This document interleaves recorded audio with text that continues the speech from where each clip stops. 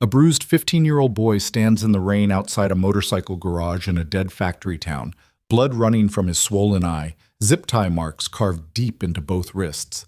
He has one question for the scarred ex-biker blocking the door. "Can I sleep in your garage tonight?" What this man doesn't know yet is that this boy carries evidence that could destroy the most powerful man in the county. What the boy doesn't know is that this mechanic buried his own brother because of the same secret. And by morning, 3 black SUVs will surround this building with men who kill witnesses for a living. If you think you know where this story goes, you don't. Stay until the very end. Hit that like button, drop a comment telling me what city you're watching from, and let's ride. The rain came sideways through Coldwater, Ohio, like it had a personal grudge against anyone still breathing inside the town limits. Not the soft rain that farmers prayed for. Not the kind that made children press their faces against windows. This was the industrial kind. Cold, metallic, tasting faintly of rust and old steel. The kind that hammered corrugated rooftops until the whole town sounded like a war zone nobody acknowledged. Water pooled in cracked asphalt. It gathered in the ruts where 18-wheelers had carved permanent scars into Route 41. It filled potholes outside the Coldwater grain and feed like shallow graves waiting to be discovered. And through it all, the neon sign above Deacon's Liquor Mart flickered in its dying rhythm. Red, then nothing, then red again. Painting the wet sidewalk in pulses of cheap light that made everything look like a crime scene photograph. Ryder Vale stood inside the open bay of Vale Brothers Custom, watching the storm eat the parking lot one puddle at a time. He didn't move, didn't flinch at the thunder cracking overhead, just stood there with his hands black to the wrists from 12 hours of engine work, a cigarette burning down to the filter between his lips, his eyes locked on nothing and everything at once. 47 years old, built like a man who'd been assembled from motorcycle parts and bad decisions. A scar running from his left ear to his jawline, the kind you don't get from falling off a bicycle. Knuckles that had been broken so many times they'd stopped healing flat. A face that looked like it had been designed to make people cross the street. He wore a faded black thermal under a grease-stained canvas work shirt. No logos. No patches anymore. The leather cut that once made grown men step aside hung on a nail in the back office, covered in dust and ghosts. Ryder exhaled smoke into the rain and checked his watch. 9:47, Tuesday. Another dead day in a dead town that refused to officially die. He'd rebuilt a Harley Sportster fuel system, replaced the clutch cable on a beat-to-hell Triumph Bonneville that belonged to a farmer who'd probably never pay, and spent 2 hours trying to source a carburetor for a 1978 shovelhead that didn't exist anymore. The garage was all he had left. 3 bays, a parts room that smelled like diesel and copper, a cot in the back office where he slept most nights because the apartment upstairs felt too much like living. The sign out front still said Vale Brothers, plural. There was only one Vale left. Ryder crushed the cigarette under his boot and reached for the chain to close the bay door. The hydraulic mechanism had been broken for 2 years. He used a chain and padlock now because fixing things for other people was easier than fixing anything for himself. He pulled the door down with a grinding screech of metal, locked it, walked around to the side gate and began threading the heavy chain through the bars, his fingers numb from the cold, rain streaming down the back of his neck. Then he heard it, a voice so thin it barely registered above the storm. "Please." Ryder's hand stopped on the chain. His shoulders tightened. The instinct was immediate, the same one that had kept him alive through 15 years of riding with men who solved problems with their fists and their silence. Threat assessment, distance calculation, exit route. He turned slowly. A kid stood at the edge of the parking lot where the streetlight didn't reach, thin, soaking wet, shaking so badly his backpack straps were vibrating against his shoulders. One eye swollen completely shut, the skin around it already turning that ugly purple-black that meant someone had hit him with intent. His shoes were soaked through, the canvas separating from the soles. His jacket, some cheap polyester thing that had never been designed for weather like this, hung off his frame like a garbage bag. He couldn't have been more than 15. "Please," the kid said again, his voice cracking on the word like it cost him something physical to speak. "Can I sleep in your garage tonight?" Ryder stared at him. The rain hammered between them like a curtain neither of them could see through clearly. "No," Ryder said. He turned back to the chain. "I'll sleep on the floor." the kid said quickly, stepping forward. I won't touch anything. I'll be gone before sunrise. I can't be outside tonight. Not my problem. Please, I'm not asking for money or food or anything. Just the floor, just somewhere dry. Ryder threaded the chain through the last bar and reached for the padlock. His hands were shaking slightly, and he told himself it was the cold, just the cold. Where are your parents? He asked without turning around. Silence. Where'd you come from? More silence. Ryder turned again. The kid hadn't moved. He stood there in the rain like standing in the rain was the only thing he'd ever been taught to do. Water ran off his chin. His one good eye was locked on Ryder with an expression that was too old for his face. Not begging, not manipulating, just calculating how many more seconds of rejection he could absorb before his legs gave out. Kid, I asked you a question. If they find me, the boy said quietly, I'm dead. The words hung in the rain. Ryder studied him, the swollen eye, the split lip that had been bleeding recently, the way he held his right arm close to his body like the ribs underneath were cracked. Then Ryder noticed the wrists. Red lines cut deep into the skin of both wrists, perfectly parallel, not cuts from a knife, not self-inflicted. These were pressure marks. Ligature marks? Zip ties. Someone had bound this kid's hands together recently enough that the welts were still raised and raw. Ryder's chest seized. For a moment he wasn't standing in the rain outside his garage in Coldwater. He was standing in the county morgue 7 years ago, looking down at his younger brother's body on a stainless steel table. Danny Vale, 29 years old, found dead in a motel room on Route 41, needle in his arm, officially ruled an overdose by the county coroner's office. Except Danny hadn't used drugs, not once in his life. And nobody, not the sheriff, not the coroner, not the state police, had been able to explain the bruises on Danny's wrists. The same kind of marks, the same width, the same depth. Ryder blinked. The morgue vanished. The rain returned.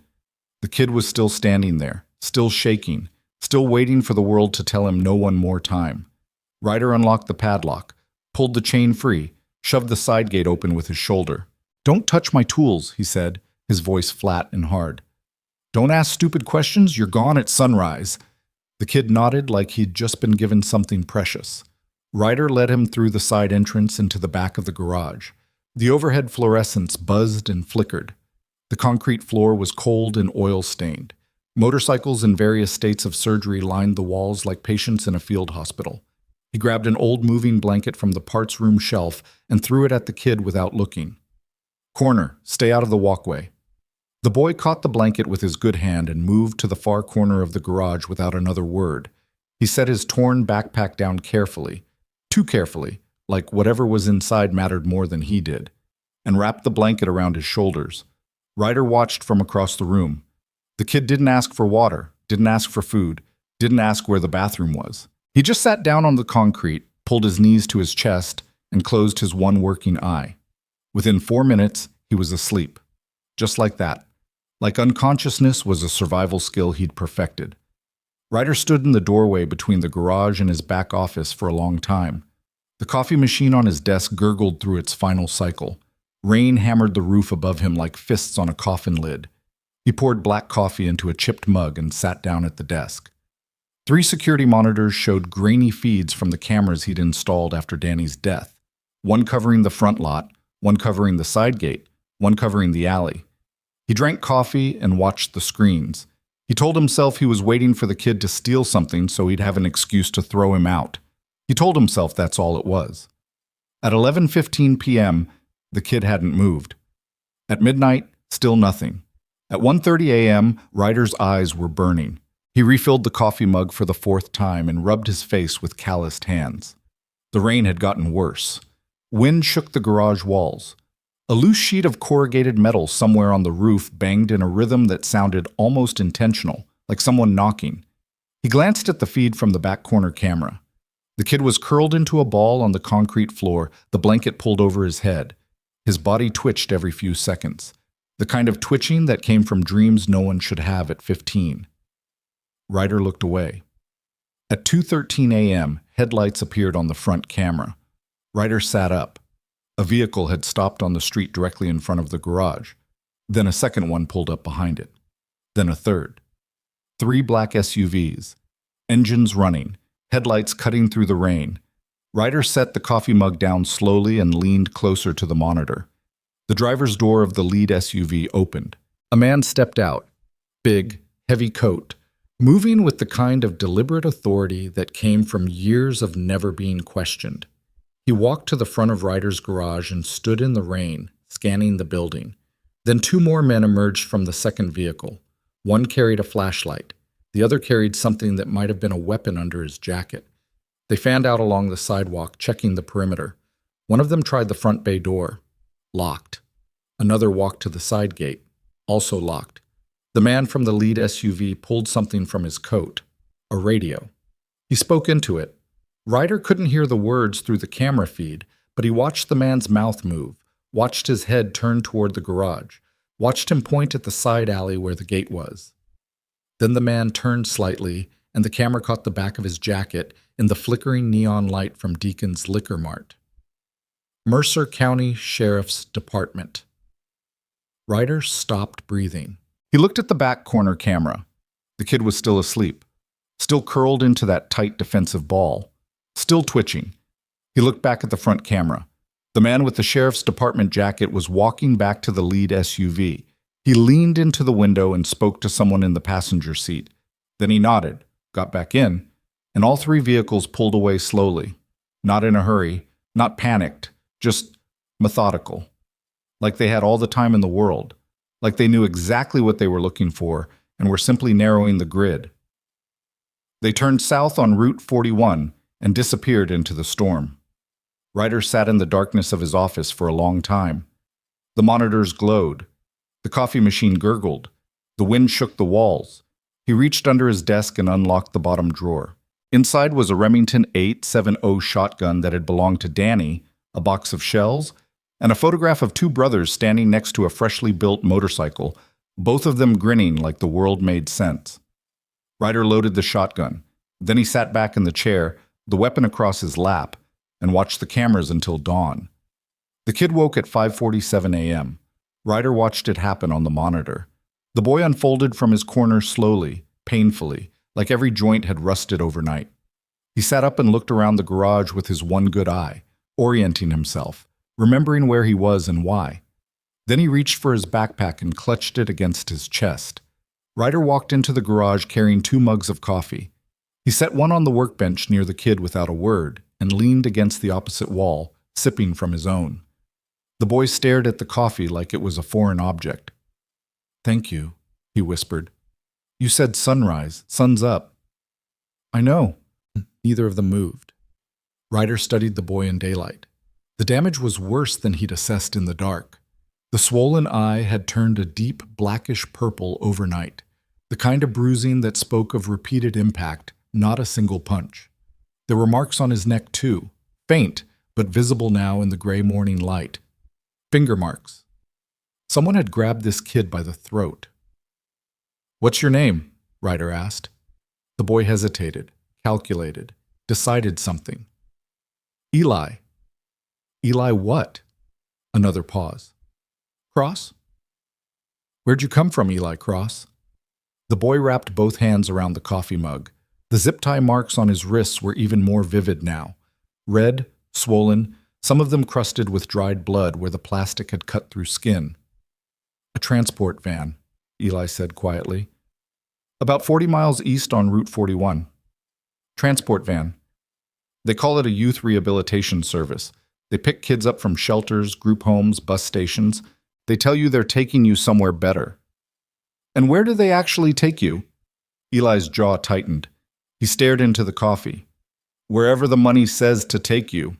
Ryder felt the temperature in the garage drop 10 degrees. "I got out 3 nights ago," Eli continued, his voice steady now, mechanical, like he'd rehearsed this speech in his head during the 40 miles of running. "There was a stop for fuel off 41. Driver left the back unlocked for maybe 90 seconds. I ran. And they've been looking for you since." "They don't lose inventory." The word hit Ryder like a crowbar to the sternum. Inventory. I need to see those marks, Ryder said. Eli looked up. Your wrists. Let me see. Slowly, the boy extended his arms across the workbench. Ryder set his coffee down and took Eli's wrists in his hands.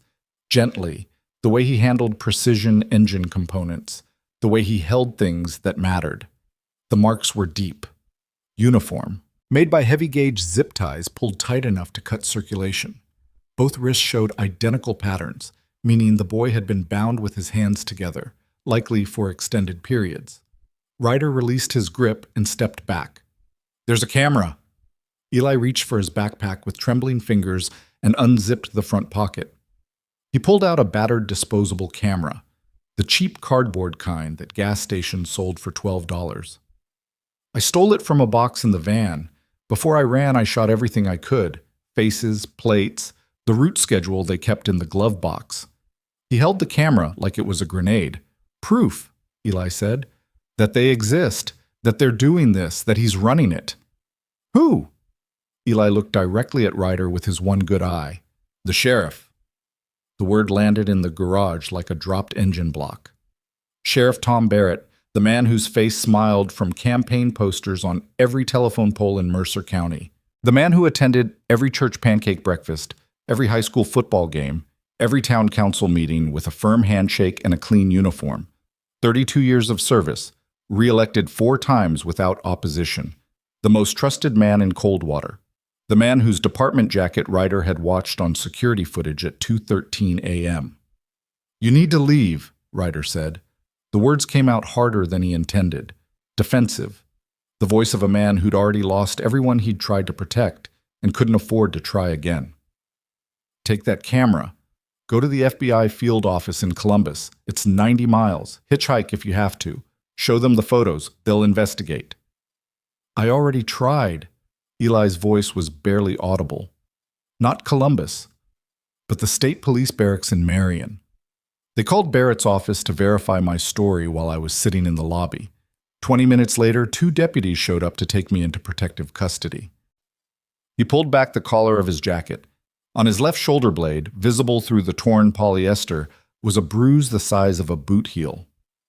Protective custody, Eli repeated. Ryder's hands curled into fists at his sides. Not my fight, kid. I know. I fix motorcycles. That's what I do. I don't save people. I know. You need to go. Eli stood up. He picked up his backpack, zipped the camera back inside, and walked toward the side gate without another word. No argument, no begging, just the quiet acceptance of someone who'd been told no so many times it had become background noise. He opened the gate and stepped into the gray morning. Ryder watched him go. Then he went back to his office, sat down, and stared at the security monitors. The coffee had gone cold. The shotgun still lay across his desk. Danny's photograph stared at him from beside the monitor. 2 brothers, 1 motorcycle, 1 moment when the world hadn't been broken yet. He lasted 10 minutes. Then he grabbed his jacket and his truck keys and drove toward the diner on Route 41 because that was the direction Eli had walked. And Ryder told himself he was going for breakfast. Just breakfast. Nothing else. He found Eli behind the Bluebird Diner. Not walking, not sitting. Lying face down in the gravel lot behind the dumpster, his backpack 3 feet away, its contents scattered across wet ground. The disposable camera lay cracked but intact near a puddle. 2 men were walking away fast, climbing into a dark sedan at the edge of the lot. No plates visible, both wearing plain clothes, both moving with trained efficiency. Ryder was out of the truck before it fully stopped. He knelt in the gravel and turned Eli over. The boy's face was a ruin. Both eyes swollen shut now, blood running from his nose and mouth. His breathing was shallow, ragged, the kind that came with fractured ribs. Eli. No response. Eli. A wet, choking sound. Then a whisper so faint Ryder had to press his ear to the boy's lips. Camera. Don't let them. Ryder grabbed the camera from the gravel, shoved it in his jacket, then he lifted Eli off the ground. The boy weighed nothing, absolutely nothing, just bones and bruises wrapped in wet polyester, and carried him to the truck. He drove back to the garage at 70 miles an hour with the boy unconscious in the passenger seat, blood staining the upholstery, the windshield wipers fighting a losing war against the rain. He pulled inside the bay, killed the engine, and bolted the doors shut from the inside. Then he stood in the middle of his dead brother's garage, holding an unconscious boy he'd known for less than 12 hours, and felt something crack open inside his chest that he'd spent 7 years welding shut. He laid Eli on the cot in the back office, cleaned the blood from his face with a shop rag soaked in warm water, checked his breathing, checked his pulse, pulled the blanket over him, and sat down on the concrete floor with his back against the wall. For a long time, the only sound was rain on the roof and the boy's labored breathing. Then Ryder pulled out his phone. He scrolled through contacts he hadn't touched in years, names from a previous life. People who'd ridden beside him through things that didn't make the news. People who understood that some debts couldn't be paid with money and some fights couldn't be won with lawyers. He called the first number. It rang 4 times. "Who the hell calls at 7 in the morning?" a woman's voice answered, rough with sleep and cigarette smoke. "Mara, it's Ryder." Silence on the line. 3 seconds. 5. "Ryder Vale, you've got to be kidding me. I need you. You need a therapist." "Mara." She heard it in his voice. Whatever she'd been about to say died in her throat. "What happened?" she asked. "Not on the phone. How fast can you get to Coldwater?"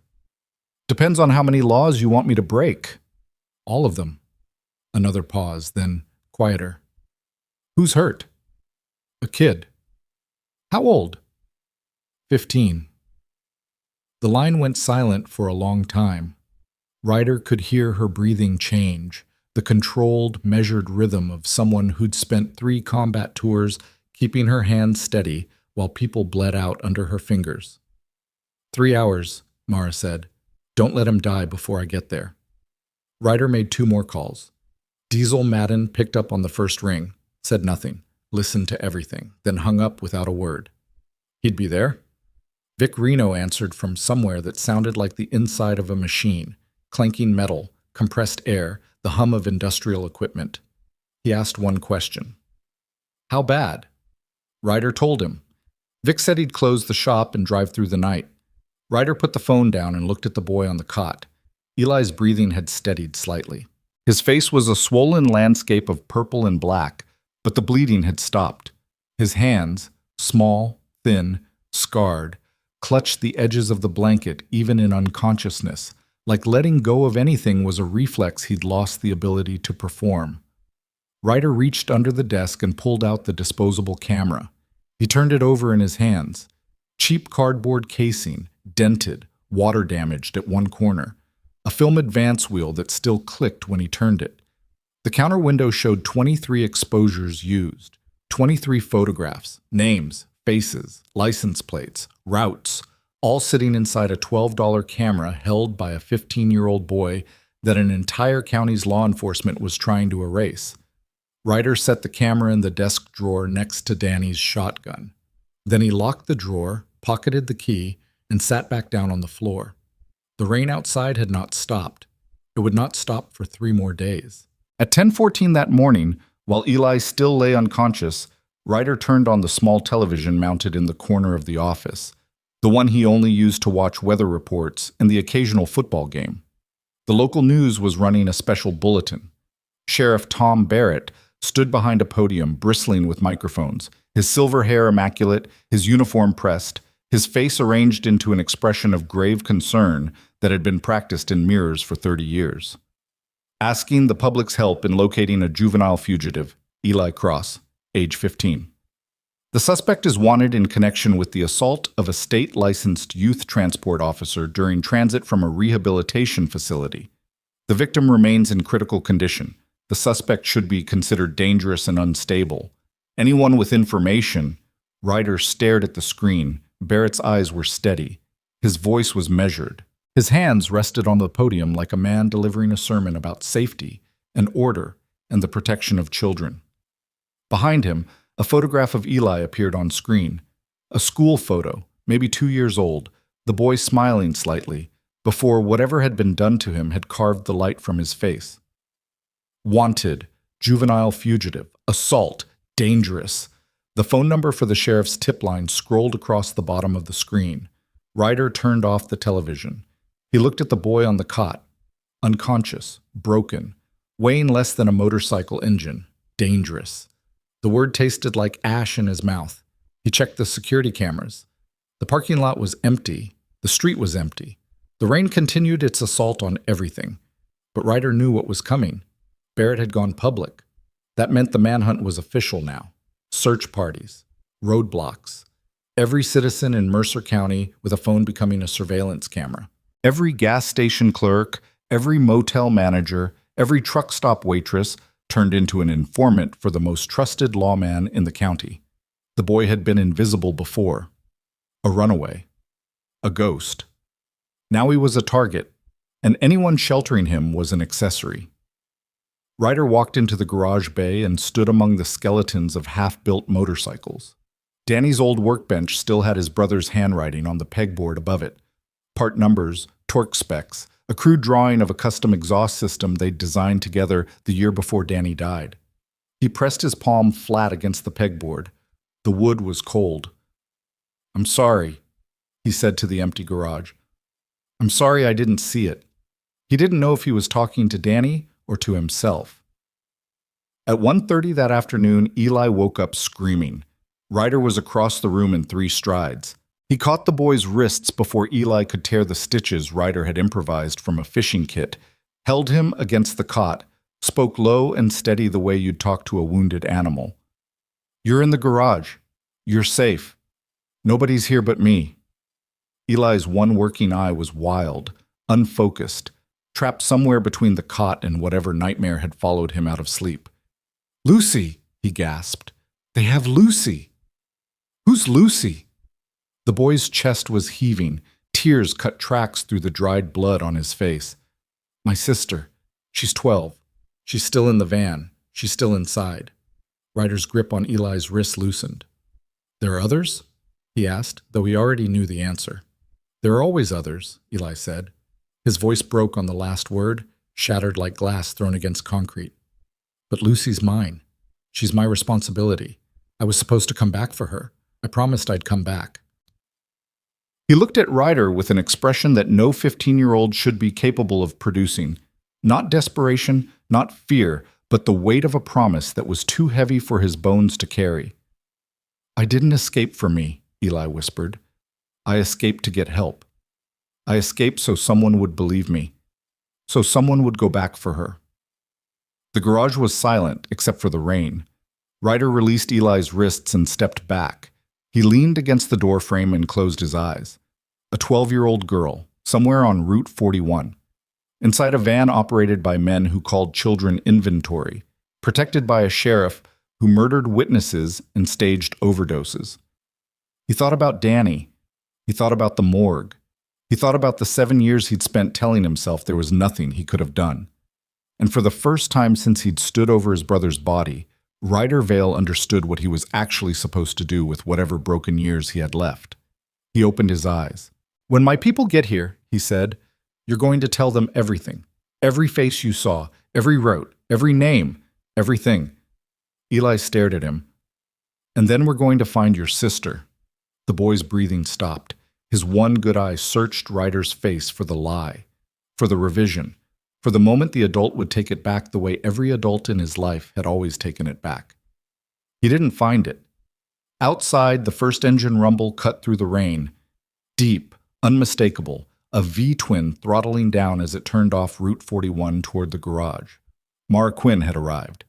And behind her, still an hour out, 2 more engines were closing distance. Ryder Vale hadn't ridden with a crew in 7 years. Hadn't trusted anyone to watch his back since the night he'd identified his brother's body. Hadn't believed that broken people could do anything but break further. But standing in that garage, watching a beaten boy hold a disposable camera like a weapon and whisper his sister's name like a prayer to no one, Ryder felt the old machinery turning inside him again. Not rage, not revenge, something worse. Purpose. And across town, in the limestone building that housed the Mercer County Sheriff's Department, Tom Barrett sat in his private office watching the same security camera feeds that covered every block of Main Street. His desk phone rang. He answered it, listened, set it down. Then he opened his bottom drawer, removed a folder marked Veil, Daniel, closed, and fed it page by page into the shredder beside his desk. The machine hummed, the paper disappeared, and somewhere in the storm between them, the war had already begun, even though only one side knew it yet. Mara Quinn killed the engine of her Indian Scout bobber in the middle of Ryder's parking lot and sat on the bike for a full minute before dismounting. She didn't rush, never had. 3 combat tours in Afghanistan had burned the urgency out of her nervous system and replaced it with something colder. A calculated stillness that made people uncomfortable because they couldn't tell if she was thinking or targeting. 41 years old, lean, hard-angled, with close-cropped dark hair going silver at the temples and hands that could suture a wound or pick a lock with equal precision.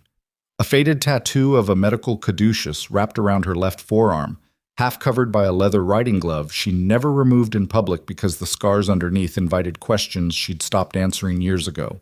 She wore a black canvas jacket over a thermal, riding boots that had seen more miles than most cars, and carried a military surplus medic bag slung across her back that weighed 32 pounds and contained everything needed to keep a human being alive for 72 hours outside a hospital.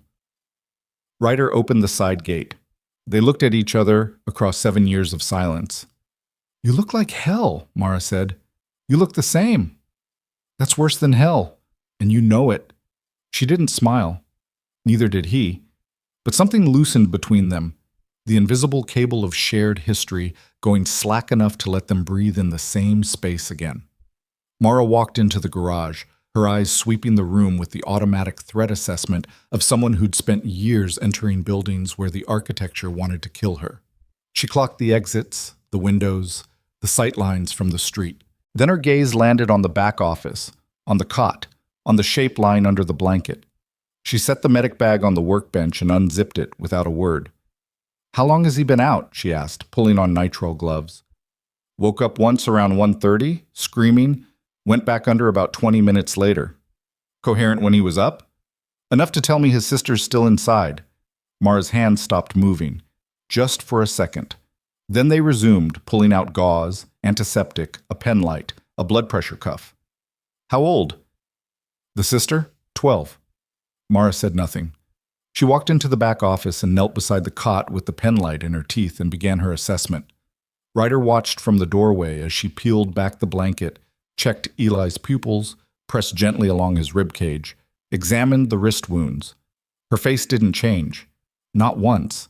But Ryder had ridden with Mara long enough to read the tension in her shoulders, the way her jaw muscles flexed when she found something she didn't like. 2 fractured ribs, maybe 3, she said, her voice clinical. Concussion, moderate. The wrist lacerations need proper cleaning, but they're not infected yet. The facial swelling's ugly, but structural damage seems minimal. She paused. There are older marks under his shirt. Bruising in different stages of healing, weeks old, some of them. This wasn't a one-time thing. I know. He's been beaten systematically, regularly. I know, Mara. She looked up at him. The penlight threw hard shadows across her face. What exactly are we walking into? Ryder told her. Everything, the transport van, the camera, Barrett, the 2:13 a.m. visit, the news broadcast, the manhunt. Mara listened without interrupting. When he finished, she pulled off the nitrile gloves and dropped them in the trash. You're asking me to go to war with a sitting county sheriff, she said. I'm asking you to help me keep a kid alive. That's the same thing and you know it. Ryder didn't argue. Mara stood up, crossed her arms, and leaned against the office wall. She stared at the ceiling for a long time.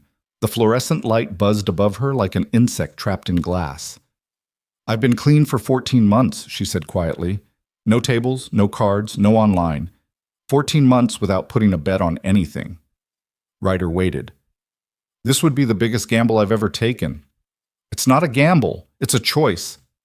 Don't philosophize at me, Ryder. I've seen what happens to people who make choices like this. I spent 3 tours watching them get loaded into body bags. She pushed off the wall and walked to the garage bay window, looking out at the rain. And I've spent the last 7 years trying to convince myself I'm not one of those people anymore. You've always been one of those people. That's why I called you. Mara turned around. Her eyes were hard, bright, the eyes of someone running calculations that had nothing to do with mathematics. Who else is coming? Diesel. Vic. Diesel I trust. Vic. She trailed off, her mouth tightening. What about Vic? Vic Reno did 18 months in Chillicothe for running contraband through the same trucking corridors you're talking about. You know that. He was moving stolen auto parts, not people. He was moving things for people who moved people. There's a food chain rider, and Vic knows every link in it because he used to be one. The accusation hung in the garage like exhaust fumes. That's exactly why I need him, Ryder said. Or it's exactly why Barrett will use him to find us. Before Ryder could respond, the rumble of a massive diesel engine shook the garage walls. Through the security monitor, they watched a flatbed tow truck the size of a small building pull into the lot, its chrome stacks belching black smoke into the rain. Diesel Madden. The truck door opened, and a man who looked like he'd been assembled from bridge cables and concrete stepped down into the parking lot. 6'5", 270 pounds, none of it decorative, a red beard that hadn't been trimmed since the last presidential election, and hands that could bend a tire iron into a U-shape, which Ryder had personally watched him do during a roadside dispute in 2016. Diesel walked into the garage, water streaming off his canvas duster. He looked at Ryder. He looked at Mara. He looked at the office, at the cot, at the small shape underneath the blanket. He didn't speak. He pulled a thermos from his coat, poured black coffee into the cap, and drank it standing in the middle of the bay with rainwater pooling around his boots. Then he walked to the office doorway, looked at Eli for a long moment, and turned back to Ryder. He raised his eyebrows. That was his question. "I'll explain when Vic gets here," Ryder said. Diesel shrugged and went back to his coffee. Mara watched the exchange with visible irritation. "He's not even going to ask what he's doing here?" "He doesn't need to," Ryder said. "I called. He came." "That's not loyalty, Ryder. That's habit, and habits get people killed." The tension between them was palpable. Two people who respected each other enough to be honest and resented each other enough to mean it. Vic Reno arrived at 4:17 p.m. in a rusted Chevy Silverado that sounded like it was dying of emphysema. He was smaller than the others, wiry, quick, with sharp features and nervous eyes that never stopped moving. A prison tattoo on his neck that he covered with a bandana when he remembered. 44 years old and looked 60, the way men who'd done hard time always looked older than their years, because incarceration didn't pause the clock, it accelerated it. He walked into the garage smelling like motor oil and Marlboros, shook Ryder's hand, nodded at Diesel, and stopped cold when he saw Mara. "Quinn." "Reno." The temperature dropped. "Didn't know she was part of this," Vic said to Ryder, not taking his eyes off Mara. "She's part of this. Last time we were in the same room, she told me I was the reason good people die in bad systems." "I stand by that statement," Mara said. "Great. Beautiful reunion." Vic turned to Ryder. "What's the job?" Ryder laid it out. All of it. The boy. The operation. The camera. Barrett. By the time he finished, the four of them were standing around the workbench under the harsh fluorescent lights, coffee mugs and silence between them. Vic was the first to speak. "Barrett's trafficking operation runs through the Route 41 corridor," he said, and the fact that he said it without surprise told Ryder everything he needed to know. "I've known about it for years." The silence that followed was the kind that preceded violence. "Excuse me?"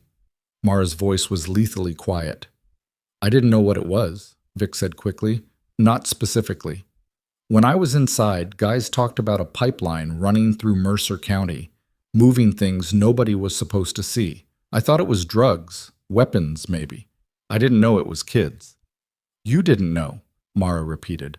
"Or you didn't ask."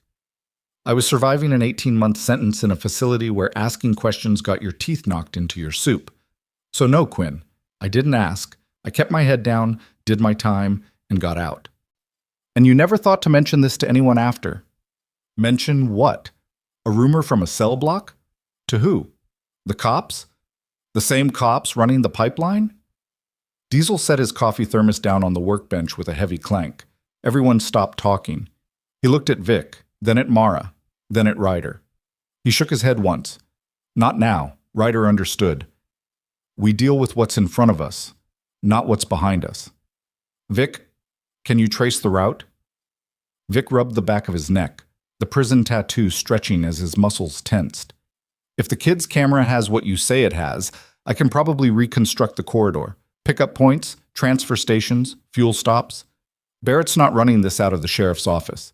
He needs infrastructure. Warehouses, depots, places where trucks can sit for hours without attracting attention. The old freight depot, Mara said suddenly. South of town, off County Road 9. It's been abandoned since the grain co-op closed. That's the one everyone thinks is abandoned, Vic corrected. I drove past it 2 months ago, at night. There were lights on inside and fresh tire tracks in the yard. Another revelation, another layer peeled back from the rotting surface of a town that had been dying in ways nobody wanted to name. Okay, Ryder said. We need the film from that camera developed. Mara, can you handle that? I need a dark room, or at minimum a light-tight space in chemistry. The camera is disposable. It's standard C41 process film. I can develop it in the bathroom if I have the chemicals. Order whatever you need. Use cash. Nothing digital. There's a photography supply place in Lima, Mara said. 45 minutes. I can be back by 8. Take the back roads. Barrett's got roadblocks on 41. Mara grabbed her jacket and helmet. She paused at the door. Ryder. He looked up. If those photos are what the kid says they are, we can't undevelop them. The second we see what's on that film, we're in this. All the way. No walking it back. I know. Do you? Because in 36 hours, every law enforcement agency in this county is going to be looking for the people harboring a fugitive minor, and that's us. I know, Mara. She held his gaze for a moment longer than necessary. Then she walked out into the rain, and 30 seconds later, the growl of her Indian scout faded into the storm. The next 3 hours were the quietest and most tense of Ryder's life. Diesel stationed himself near the front bay, sitting on an overturned engine block with a socket wrench in his hand, watching the street through a gap in the corrugated wall. He hadn't spoken a single word since arriving. He didn't need to. His presence alone was a perimeter. Vic paced.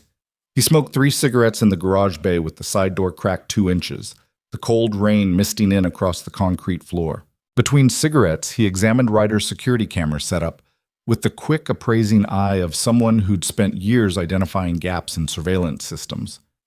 Your cameras are garbage, he said. They work. They work for watching raccoons raid your dumpster. Barrett's people will know about them already. They'll approach from the blind spots. What blind spots? Vic pointed. North side between the dumpster and the propane cage. The alley camera doesn't cover the first 15 feet past the fence, and your back lot has 0 coverage. Someone could walk right up to the rear wall without triggering anything. Ryder stared at the monitors. Vic was right. He'd installed the cameras to feel safe, not to actually be safe. The difference was suddenly enormous. I've got 2 trail cams in the truck, Vic said. Motion activated, infrared. I'll set them up before dark. Where'd you get trail cams? Vic looked at him flatly. I hunt? You live in an apartment above a muffler shop. I hunt, Vic repeated, and the conversation was over. While Vic worked on the cameras, Ryder sat in the office and watched Eli sleep. The boy's breathing had improved, deeper, more regular, but his face was a topographic map of violence, every bruise a contour line marking a different altitude of pain. The small television in the corner was off. Ryder had unplugged it. He didn't need to see Barrett's face again, didn't need to hear the word dangerous attached to this kid one more time. Instead, he opened the bottom desk drawer and pulled out Danny's file. Not the official file. That had been sealed by the county years ago. This was Ryder's file. A manila envelope stuffed with everything he'd collected in the months after Danny's death. Newspaper clippings, phone records he'd obtained through methods he never discussed, a hand-drawn map of Route 41 with red circles marking every location where Danny had been seen in his final weeks. And at the bottom of the envelope, a single photograph. Danny Vale, 29 years old, standing outside an abandoned freight depot on County Road 9, the same depot Vic had just mentioned. The photograph was time-stamped 11 days before Danny died. Ryder's hands trembled as he held it under the desk lamp. In the photograph, Danny was pointing at something off-camera. His expression wasn't afraid. It was furious, determined. The face of a young man who'd discovered something monstrous and intended to drag it into the light. 11 days later, he was dead on a motel room floor with a needle in his arm that somebody else had put there. Ryder closed the envelope and pressed his palms flat against the desk until the trembling stopped. He'd spent 7 years assuming Danny had stumbled into something random. Wrong place, wrong time. The bitter, comfortable narrative of meaningless tragedy. But it wasn't random. Danny had found the same operation, the same corridor, the same depot, and Barrett had killed him for it. The realization was not a detonation. It was a slow, structural collapse, like watching a building's foundation crack in real time, every beam and joist shifting, the whole architecture of grief and guilt he'd built over 7 years suddenly revealing itself as a lie. Danny hadn't died because Ryder failed to protect him. Danny had died because he'd been brave enough to try to protect someone else. And now, 7 years later, a 15-year-old boy was lying on a cot in the same garage, carrying the same evidence, hunted by the same man, asking for the same thing Danny had never gotten: someone to stand beside him. At 8:22 p.m., Mara returned. She came through the side gate, shaking rain from her jacket, carrying a paper bag of darkroom chemicals and a roll of black plastic sheeting. Without stopping to talk, she went into the bathroom, taped the plastic over the window and door gaps, and began setting up processing trays in the sink. Ryder brought her the camera. "Don't watch," she said. "The room needs to stay dark for the first stage. I'll call you when there's something to see." He waited in the office. An hour later, Mara emerged carrying a strip of wet negatives held up to the fluorescent light with surgical forceps. Her face was white. "Ryder?" He stood up. She hung the negative strip from a clothesline she'd rigged across the workbench and positioned the desk lamp behind it. The images were small, inverted, ghostly, but clear enough.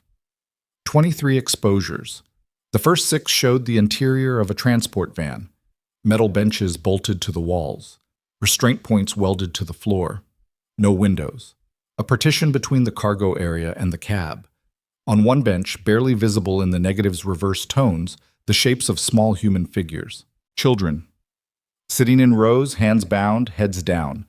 Exposures 7 through 12 showed faces. Adults. Men in plain clothes standing beside the van at what appeared to be a fuel stop. One of them was handing a clipboard to another. License plates were visible on 3 different vehicles in the background. Exposure 13 stopped everyone cold. It showed a man in a khaki uniform standing beside the open rear doors of the van, his hand on the shoulder of a small girl who was being led out. His face was turned 3/4 toward the camera. Sheriff Tom Barrett. The image was unmistakable. The silver hair, the badge, the departmental insignia on the jacket, and the girl he was gripping by the shoulder was small, dark-haired, maybe 12 years old. From behind Ryder, a sound. He turned. Eli stood in the office doorway, blanket wrapped around his shoulders, his swollen face barely visible in the dim light. He was looking at the negative strip, at exposure 13. "That's Lucy," he said. His voice was hollow, empty. The voice of someone who'd run out of tears 3 states ago and had nothing left but the words themselves. "That's my sister." Mara looked at Ryder. Diesel, who had materialized silently behind Eli, looked at Ryder. Vic, standing in the shadows by the side door, with an unlit cigarette between his lips, looked at Ryder. Everyone was looking at Ryder, and Ryder was looking at the photograph of Tom Barrett holding a 12-year-old girl by the shoulder outside a transport van in the dark. "Mara," he said, "how many copies can you make?" "As many as you need." "Make 12. Hide them in 12 different locations. If anything happens to us, those photos need to survive." "I can do better than that," Vic said from the shadows. "I know a guy in Dayton who runs a dead drop network for whistleblowers. Former journalist. Encrypted digital storage.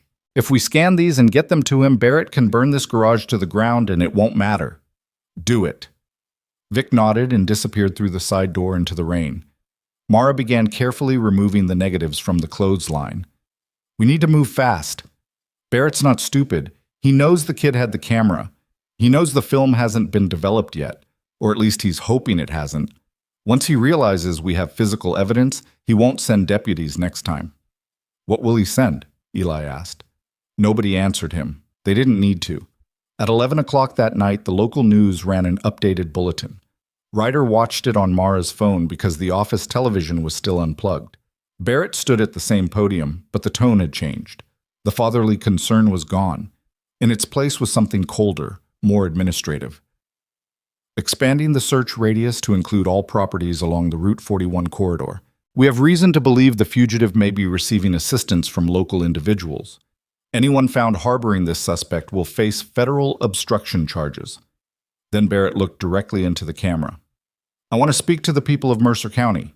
This boy is not a victim. He is a violent offender who attacked a state employee and fled lawful custody. If someone in this community is hiding him, I need you to understand what you are not helping him. You are endangering this town. The broadcast cut to footage of deputies setting up checkpoints on Route 41. Then something new. A photograph appeared on screen. Not Eli's photo this time. Ryder's. An old mugshot from 12 years ago. The arrest that had ended his riding days. Aggravated assault. Charges eventually dropped, but the photograph remained in the system.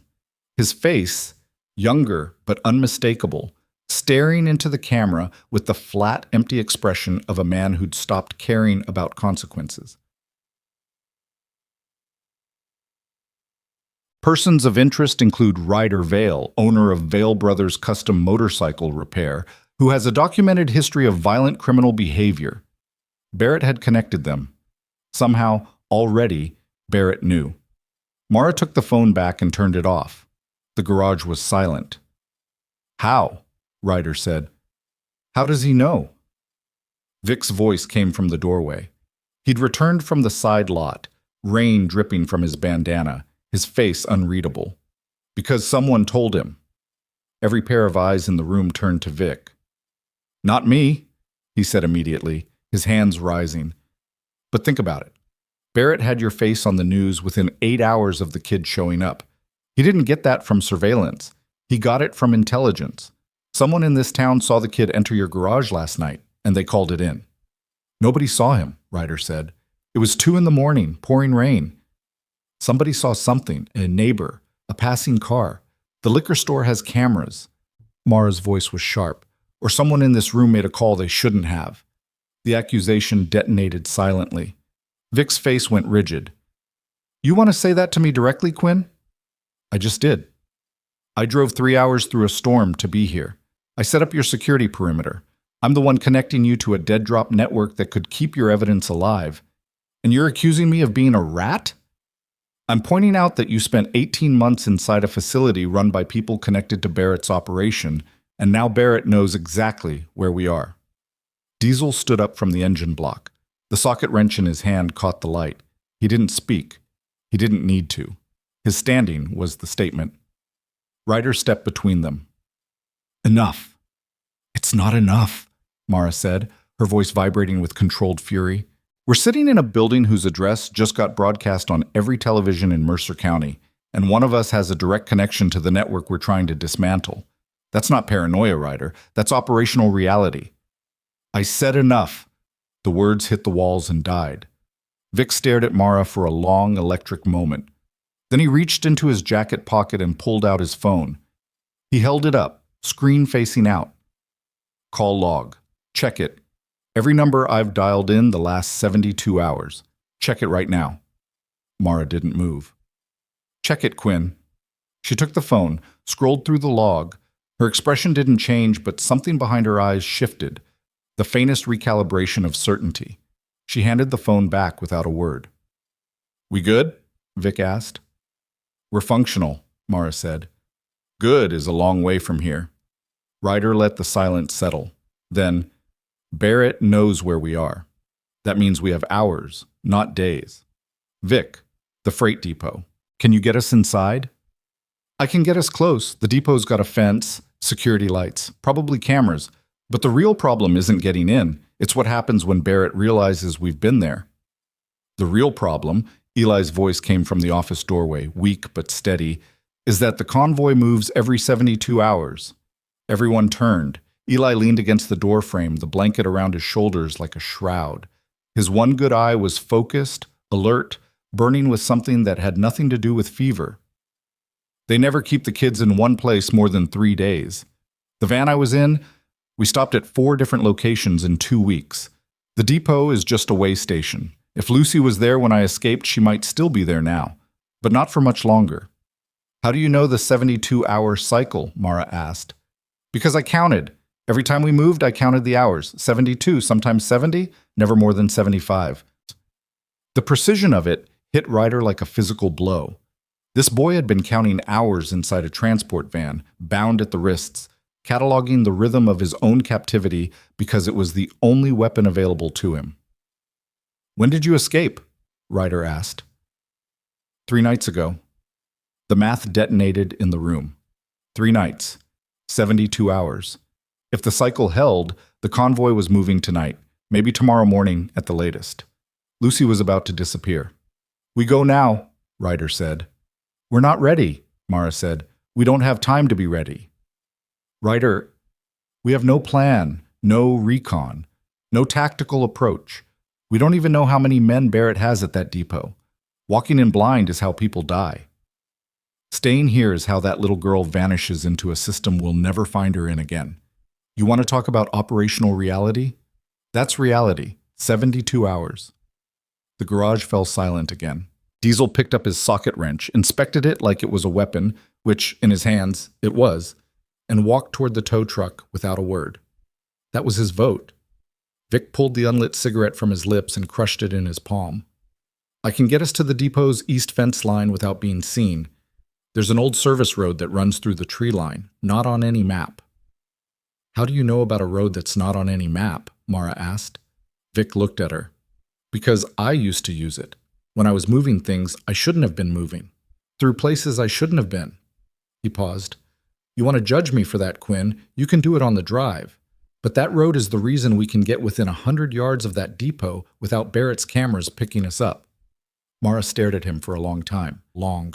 Then she walked to her medic bag, pulled out a compact Mossberg shotgun that had been broken down and hidden beneath the gauze rolls, and began assembling it on the workbench with the quiet efficiency of someone who'd done it 1,000 times in worse conditions. Fine, she said, but we do this smart. Vic takes point on approach. Diesel provides vehicular support and extraction. I handle medical and rear security. She looked at Ryder. You handle Barrett. And me? Eli asked. You stay here, 4 voices said simultaneously. The boy's jaw tightened. She's my sister. And you have 2 fractured ribs, a concussion, and 1 working eye, Mara said. You're not an asset on this. You're a liability. The word hit Eli like a slap. He flinched, physically flinched, and for one terrible moment the hardened survivor disappeared, and there was just a 15-year-old boy standing in a garage surrounded by adults who were deciding his sister's fate without him. I'm not staying behind, he said. Not again. Kid, Ryder started. They took her because of me. She was in that van because I couldn't protect her. I tried. I tried to keep us together and I failed. And now you're telling me to sit in this garage and wait while strangers go looking for her? His voice cracked. She doesn't know you. She doesn't trust adults. She won't go with you. She'll fight you. She'll scream, and Barrett's people will hear her. He swallowed hard. She'll only go with me. The truth of it settled across the room like a physical weight. Mara closed her eyes. Diesel stopped walking. Vic lit a fresh cigarette and inhaled until the ember reached his fingertips. Ryder looked at the boy. 15 years old, broken, barely standing, carrying the kind of courage that had gotten his brother killed 7 years ago in the same town, on the same road, fighting the same monster. You stay behind me, Ryder said, every second. You don't speak unless I tell you to. You don't move unless I move first. You do exactly what I say, when I say it. No arguments, no heroics. Eli nodded. And if I tell you to run, you run. You don't look back. Not for me. Not for anyone. You grab your sister and you run until your legs give out. Understood? Understood. Ryder picked up Danny's shotgun from the desk. He checked the chamber, loaded 4 shells, felt the weight of it in his hands, the weight of his brother's absence, the weight of 7 years of unanswered questions, the weight of a choice he couldn't undo. He walked to the garage bay and unlocked the front door. The rain had stopped. For the first time in 3 days, the sky over Coldwater was clear. Cold. Stars visible through the thinning clouds like puncture wounds in dark fabric. The silence was worse than the storm. Ryder looked at his crew. A gambling addict combat medic, a silent giant, a convicted smuggler, and a battered child, standing in the fluorescent light of a dead man's garage, about to drive into the darkness towards something none of them might drive back from. He thought about turning around, locking the gate, calling the FBI, doing this the right way. Then he thought about a 12-year-old girl counting hours inside a metal box, waiting for a brother who promised he'd come back. Ryder started his motorcycle. The engine split the night open like a blade. And out on County Road 9, less than 11 miles south, a convoy of 3 unmarked trucks was already warming its engines behind the razor wire fence of the freight depot, preparing to move its cargo before dawn to a destination that existed on no map, in no system, in no record that any court would ever see. The clock had been at 0 for hours. They just didn't know it yet. They took County Road 9 with their headlights off. Ryder rode point on the Sportster he'd rebuilt last week, the engine throttled down to a low growl that barely rose above the sound of tires on wet gravel. Behind him, Vic's Silverado crept along with Eli in the passenger seat, the boy's face a pale smudge behind the rain-streaked windshield. Mara rode 50 yards back on the Indian Scout, the Mossberg strapped across her back in a makeshift sling she'd fashioned from a cargo strap. And behind them all, Diesel's flatbed tow truck rolled through the darkness like a steel cathedral on wheels, its running lights taped over with black electrical tape, its diesel engine barely idling. The old service road Vic had described cut through a tree line of dead oaks and neglected fence posts, running parallel to the depot's eastern perimeter for roughly 300 yards, before disappearing into a drainage culvert choked with weeds and rusted agricultural equipment. They stopped at the culvert. Ryder killed the engine and dismounted. The cold hit him immediately, the kind of Midwestern November cold that got inside your chest and stayed there, pressing against your lungs with every breath. His boots sank into mud as he walked to Vic's truck and tapped on the window. Vic rolled it down 2 inches. "East fence is through those trees," Vic whispered. "About 100 yards. The cameras are mounted on the light poles at the north and south corners. There's a gap in coverage along the east side where the pole went down in a windstorm 2 years ago. Never replaced." "How do you know it was never replaced?" Vic's jaw tightened. "Because I checked, 2 months ago, when I drove past." Ryder didn't ask why Vic had been checking security gaps at a supposedly abandoned freight depot 2 months ago. There wasn't time. And the answer might be something he couldn't afford to hear right now. "Stay with the kid," Ryder said. "Mara and I go on foot. Diesel holds the extraction point here." "Ryder," Vic's voice was barely audible. "If they're loading trucks, there'll be drivers, security, maybe armed escorts. This isn't a rescue mission anymore. This is a raid." "I know what it is." He walked to the tree line with Mara beside him. She moved through the underbrush without sound, her boots finding solid ground by instinct, the medic bag tight against her back, the shotgun in her hands. They reached the fence in 4 minutes. Chain link, 8 feet, topped with razor wire that gleamed in the distant light from the depot's sodium floods. Through the links, Ryder could see the facility clearly for the first time. It wasn't abandoned. 3 large warehouse bays faced a central loading yard. Floodlights mounted on steel poles threw harsh white light across cracked concrete. 2 box trucks sat backed up to the center bay, their rear doors open. A third truck, larger, a full semi-trailer rig, idled near the north exit gate with its running lights on. Men moved between the vehicles, 4 that Ryder could count, maybe more inside the bays. They wore plain clothes, dark jackets, work boots, and moved with the efficiency of people performing a routine they'd executed many times before, and parked near the main office door, a black Mercer County Sheriff's SUV. "Barrett's here," Mara breathed. Ryder's grip on the fence links tightened until the metal bit into his palms. Through the open bay of the center warehouse, he could see movement, shapes, small shapes being guided, herded, from the building toward the waiting trucks. Children. Even at this distance, even through the chain link and the floodlights and the cold, he could see them. 5, maybe 6 small figures moving in a line. Heads down, hands at their sides, walking in the shuffling, defeated gait of people who'd stopped expecting rescue. Mara's breathing changed beside him, shorter, controlled, the combat medic's physiological override kicking in, shutting down the emotional response to preserve function. "I count 4 adults in the yard," she said, "probably 2 more inside. Barrett's vehicle means at least 1 deputy, maybe 2. I see the trucks. The semi's the transport. The box trucks are staging. They'll transfer the kids to the semi for long-distance movement. Standard trafficking logistics." "Since when do you know trafficking logistics?" "Since I spent 6 months at a VA hospital next to an FBI task force office. You hear things." She paused. "Ryder, there are too many of them. We're 4 people and a kid with broken ribs. I'm not leaving. I'm not asking you to leave. I'm asking you to think." He was thinking. He was thinking about Danny's photograph.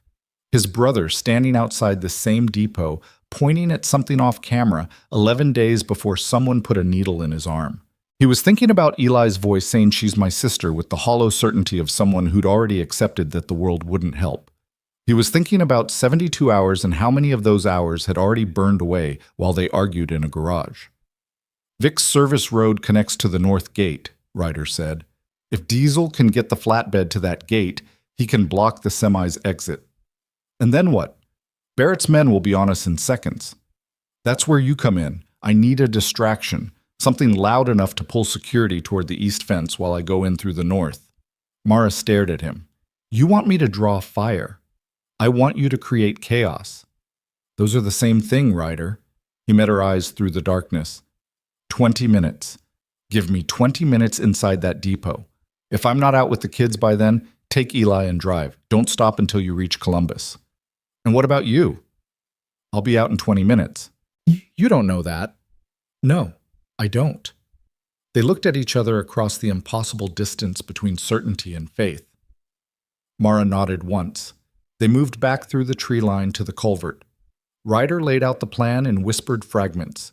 Diesel to the north gate, Mara creating a diversion at the east fence, Vic bringing the Silverado around to the south as a secondary extraction vehicle. Eli listened to all of it in silence. "I'm going in with you," he said when Ryder finished. "We talked about this. Lucy won't go with a stranger. I told you that. She'll scream and fight and they'll hear her. I'll figure it out. You won't. She's been in that system for 4 months. She doesn't trust men she doesn't know. The last time a man she didn't know pulled her out of a vehicle, he put her in a worse one. You walk in there looking like you look, she's going to think you're one of them." The logic was devastating because it was true. Ryder looked at Mara. She gave him nothing. No nod, no shake, no guidance. This was his call. "Behind me," Ryder said to Eli. "Every second. Every second." They separated into positions. Diesel moved the flatbed north through the tree line, the massive truck somehow near silent as it crept along the dirt service road in first gear. Mara positioned herself at the east fence with a road flare she'd pulled from the Silverado's emergency kit, and the Mossberg loaded with 4 shells. Vic circled south in the truck, headlights still off, engine barely turning over. Ryder and Eli approached the north gate on foot. The gate was padlocked, industrial grade. Ryder examined it in the darkness with his fingers. Heavy shackle, hardened steel, the kind that required a bolt cutter or a key. He didn't have either. But he had Danny's shotgun. He pressed the muzzle against the padlock, angled away from himself and Eli, and waited. The seconds stretched like wire. Then, from the east side of the depot, a brilliant red light erupted through the darkness. Mara's road flare, arcing over the east fence and landing in the loading yard like a fallen star. Voices shouted, flashlight beams swept east, boots pounded concrete. Ryder pulled the trigger, the padlock exploded. The blast echoed off the warehouse walls, swallowed almost immediately by the chaos erupting at the east perimeter. Ryder kicked the gate open and moved through with Eli pressed against his back, the boy's hand gripping the rear of Ryder's jacket with white-knuckle force. They were inside. The north side of the depot was a narrow corridor between the outer fence and the rear wall of the main warehouse. Loading pallets stacked against the wall, industrial waste bins, broken crates. The ground was slick with oil and standing water. Ryder heard the second sound he'd been waiting for, Mara's shotgun, A concussive blast that rolled across the depot like artificial thunder, followed by the sharp crack of shattering floodlight glass. She was taking out the light poles, plunging sections of the yard into darkness. A second blast. Another light died. Shouting intensified. More boots, more flashlights. Ryder moved along the rear wall toward a service entrance he'd identified from the fence. A metal door with a push bar, the kind found on emergency exits in commercial buildings. He reached it, pushed, locked from inside. He looked at Eli. The boy was scanning the wall with his one good eye, cataloging every detail the way only someone who'd been imprisoned inside buildings like this could. His gaze stopped on a row of corrugated ventilation panels near the roofline, roughly 8 feet up. "Third panel from the left," Eli whispered. "The screws are stripped. I watched them repair it at the last depot. They never tighten the vents because the drivers smoke inside and need airflow." Ryder looked up. The panel was small. Too small for him, but not too small for a 15-year-old. "No," Ryder said. "Boost me up. I'll drop inside, unlock the door from the other side." "Absolutely not. 30 seconds, that's all I need." Another shotgun blast from the east fence. More shouting. A vehicle engine roared to life somewhere in the yard. Someone trying to move the trucks. They were running out of time. Ryder crouched down, made a step with his interlocked hands. Eli placed his boot in Ryder's palms, and Ryder lifted him, his shoulders screaming, until the boy could reach the vent panel. Eli pulled it free with one hand. The corrugated metal peeled away silently. He gripped the edge of the opening, pulled himself up and through with a hiss of pain from his fractured ribs, and disappeared into the darkness inside the building. Ryder stood alone in the cold, shotgun pointed at the service door, counting seconds. 1, 2, 3, 10, 15. At 22 seconds, the push bar clicked from inside and the door swung open. Eli stood in the doorway, breathing hard, his face twisted with pain.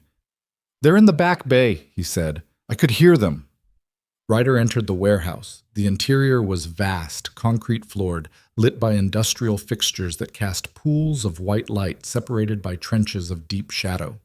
Equipment lined the walls. Shelving units, shipping containers, pallets stacked with unmarked boxes. The air smelled like diesel exhaust, cold metal, and something underneath it all that Ryder recognized from the VA hospital, where he'd spent 6 weeks after a wreck in 2014. The sour, chemical smell of fear.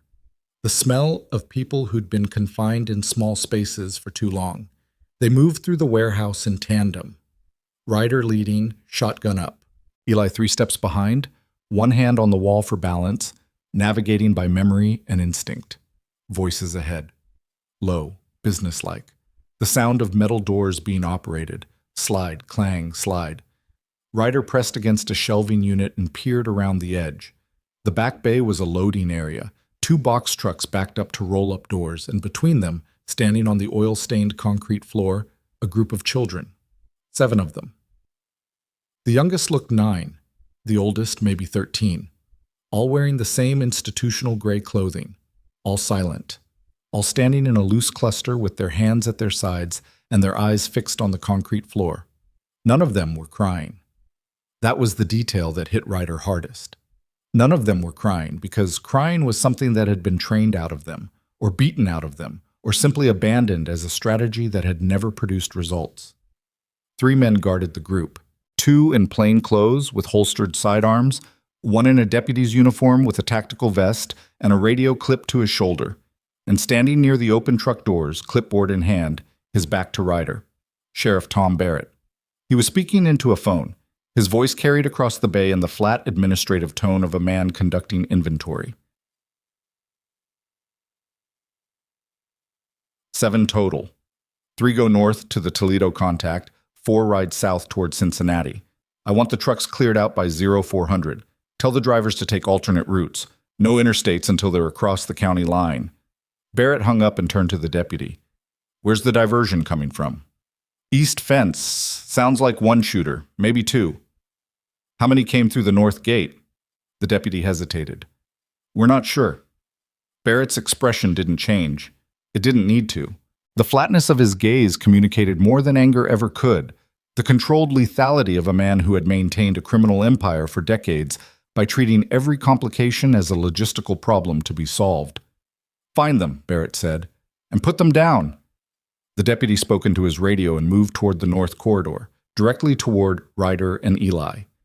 Ryder pulled back behind the shelving unit. He looked at Eli.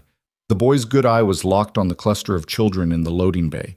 He was scanning every face. Then his body went rigid. "Lucy," he breathed. Second from the left. A small girl with dark hair pulled back in a messy ponytail, wearing a gray sweatshirt 3 sizes too large, her hands clasped in front of her body. Her face was angled down, but even in profile, the resemblance to Eli was unmistakable. The same sharp jaw, the same dark eyes, the same quality of stillness that came from learning to occupy as little space as possible. Eli moved forward. Ryder grabbed his arm. "Wait," Ryder hissed. "That's her. I see her. Wait." The deputy was 30 feet away, flashlight sweeping the corridor. Behind him, Barrett had turned back to the trucks, directing the loading process. The 2 plainclothes guards stood on either side of the children like bookends. Ryder had 4 shells in Danny's shotgun, 1 deputy approaching, 2 guards in the bay. Barrett, 4 targets, 4 shells. He was not a killer. He had spent 15 years of his life in proximity to violence, and he had committed acts that still visited him at 3 a.m. when the garage was silent, and the memories pressed against his skull like water behind a dam. But he had never killed anyone. That line existed inside him like a structural beam. Remove it, and everything above would collapse. But he was also not going to watch 7 children get loaded into trucks and driven into oblivion. The deputy's flashlight beam swept within 6 feet of the shelving unit. Ryder pressed himself flat against the metal. Eli pressed behind him. The light passed. Then Mara's shotgun spoke again from outside. 2 rapid blasts, and the depot's remaining east side floodlights died in a cascade of sparking glass. The loading bay plunged into half-darkness.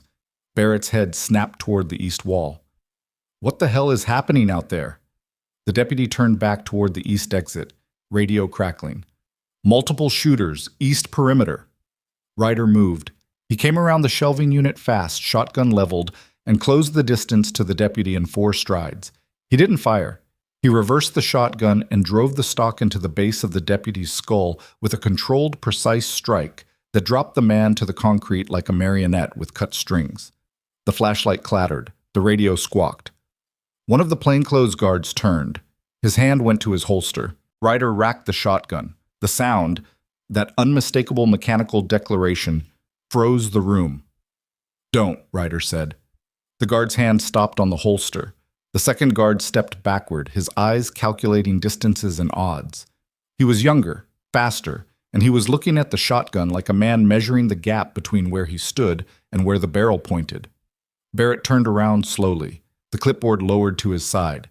His face registered the intruder, Varpas. Processed, categorized, filed. Recognition flickered across his features like a fluorescent light warming up. "Ryder Vale," Barrett said. He said it the way you'd say the name of a tool you'd misplaced and found again. Mildly annoyed, slightly amused. "I was wondering when you'd show up." "Step away from the children." Barrett didn't move. He tilted his head slightly, studying Ryder with the patient, clinical interest of a man who'd dealt with complications before and always found them temporary. "You look like your brother," Barrett said. "Same stance, same jaw, same stupid idea that one man with a gun can change anything." The words hit Ryder like a physical blow. "Danny stood right about where you're standing," Barrett continued, his voice conversational. 3 years ago, different night, same situation. He had a phone full of photographs and a head full of righteous fury, and he thought that was enough. Ryder's finger found the trigger. "He came here alone," Barrett said. "Middle of the night, just like you. Thought he could document everything and walk out. Thought the system would protect him if he had enough evidence." "Shut up." "I gave him a chance. I told him to delete the photographs and go home. Told him nobody would believe a mechanic over a 30-year sheriff. Told him the smart play was silence. I said shut up." Barrett's eyes were steady, patient. The eyes of a predator who'd learned that stillness was more effective than speed. "Your brother chose the hard way, Ryder. He chose to be brave. And I personally put the needle in his arm in room 114 of the Route 41 Motor Lodge, and held him down while his heart stopped beating. The world inverted. Every sound in the depot, the idling trucks, the crackling radios, the distant echo of Mara's shotgun, collapsed into a single high-pitched frequency that filled Ryder's skull like a drill. 7 years. 7 years of grief, of guilt, of standing in the garage at 3 a.m. staring at Danny's workbench and asking himself what he'd missed, what he could have done, how he'd failed to see his brother drowning. 7 years of believing Danny had fallen into drugs, believing the official story, the coroner's report, the sheriff's sympathetic handshake at the funeral. Barrett's handshake. Barrett had attended the funeral. He'd stood in the cemetery in his dress uniform and shaken Ryder's hand and said, "I'm sorry for your loss," with the practiced sincerity of a man who'd written the eulogy for his own crime. "You were at the funeral," Ryder whispered. "I sent flowers, too." The shotgun trembled in Ryder's hands. He wanted to fire. Every fiber of muscle, every synapse of nerve, every molecule of blood in his body screamed at him to squeeze the trigger and turn Barrett's chest into a crater. But the children were standing 10 feet behind Barrett. 7 children in gray clothing who hadn't moved, hadn't spoken, hadn't even flinched at the violence erupting around them. Because violence was the weather system they'd lived inside for months, and flinching was a luxury that changed nothing. If he fired, the spread could reach them. If he fired, he was a killer. If he fired, he was exactly what Barrett had told the world he was. "Eli," Ryder said without turning around. The boy stepped out from behind the shelving unit. Barrett saw him. Something shifted in the sheriff's expression. The first genuine emotion Ryder had seen on his face. Not fear. Annoyance. The irritation of a man who'd misplaced a piece of inventory and found it in the wrong hands. "The runner," Barrett said. "You should have kept running, son." "I'm not your son," Eli said. Lucy's head came up. The small girl in the gray sweatshirt lifted her face from the concrete floor and saw her brother standing in the half-light of a freight depot, bruised, broken, one eye swollen shut, and alive. Her mouth opened. No sound came out. "Lucy," Eli said. His voice broke. "I came back." The girl trembled. Her hands unclenched at her sides, her eyes filled with something that the last 4 months had nearly extinguished, recognition. The recognition that someone in the world still knew her name and had come to say it out loud. She took 1 step forward. The younger guard grabbed her arm. "Don't move," the guard said. Ryder shifted the shotgun toward the guard. "Let her go. You shoot me, the other one drops the kid behind you," the guard said. "Math doesn't work for you, old man." He was right. The second guard had drawn his weapon and was aiming at Eli. A triangle of violence. Ryder's shotgun on guard 1, guard 2's pistol on Eli, and Barrett standing in the center with no weapon drawn and no expression on his face. A standoff. Then Diesel Madden drove his flatbed tow truck through the north wall of the depot. The impact was seismic. Corrugated steel panels exploded inward. A support beam buckled and dropped a section of the roof. Concrete dust erupted in a choking cloud that turned the floodlights into white pillars of nothing. The sound, metal screaming against metal, engine roaring, structure collapsing, was so enormous it registered not as noise, but as a physical force that knocked guard 2 off his feet and sent his pistol skidding across the concrete floor.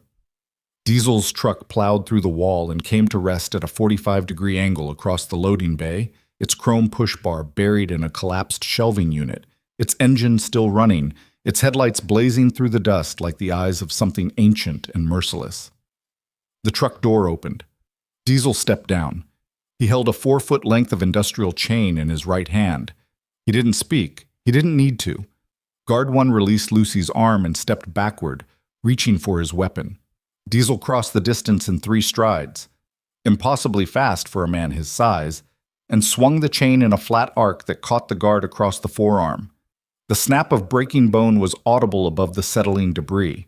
The guard screamed and dropped to his knees. Ryder moved to Eli. "Get Lucy. Get the others. Move them to the truck."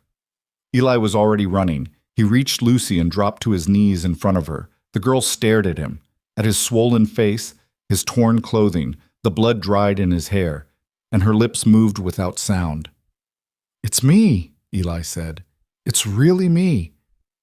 We're going home. Lucy's hand reached out and touched his face. Her fingers traced the bruises around his ruined eye with a delicacy that belonged to a different world. A world where people touched each other gently, where damage was something you assessed with tenderness rather than fear. Then she collapsed against his chest, and her body shook with sobs so deep they seemed to originate from somewhere below her bones. Eli wrapped his arms around her and held on. Behind them, Barrett was moving. Ryder turned in time to see the sheriff reach the open cab of the semi-truck. Barrett pulled himself up into the driver's seat with the agility of a man who'd spent his life outrunning consequences. The diesel engine roared to full throttle. The semi lurched forward, its trailer swinging wide across the loading bay, its massive frame destroying everything in its path: pallets, crates, shelving units. As Barrett aimed the vehicle toward the depot's main exit gate, Mara appeared through the east side breach she'd created, shotgun raised. She fired once at the semi's tires. Missed. The truck was accelerating, its trailer fishtailing across the wet concrete, heading for the gate and the open road beyond. If Barrett reached the highway, he'd disappear. He had resources, contacts, a network built over 3 decades of systemic corruption. He would vanish into the same infrastructure that had swallowed children for years, and no evidence on any disposable camera would ever be enough to pull him back. Ryder sprinted for his motorcycle. The Sportster sat where he'd left it outside the north gate, keys in the ignition. He threw his leg over the seat, hit the starter, felt the engine catch and roar beneath him.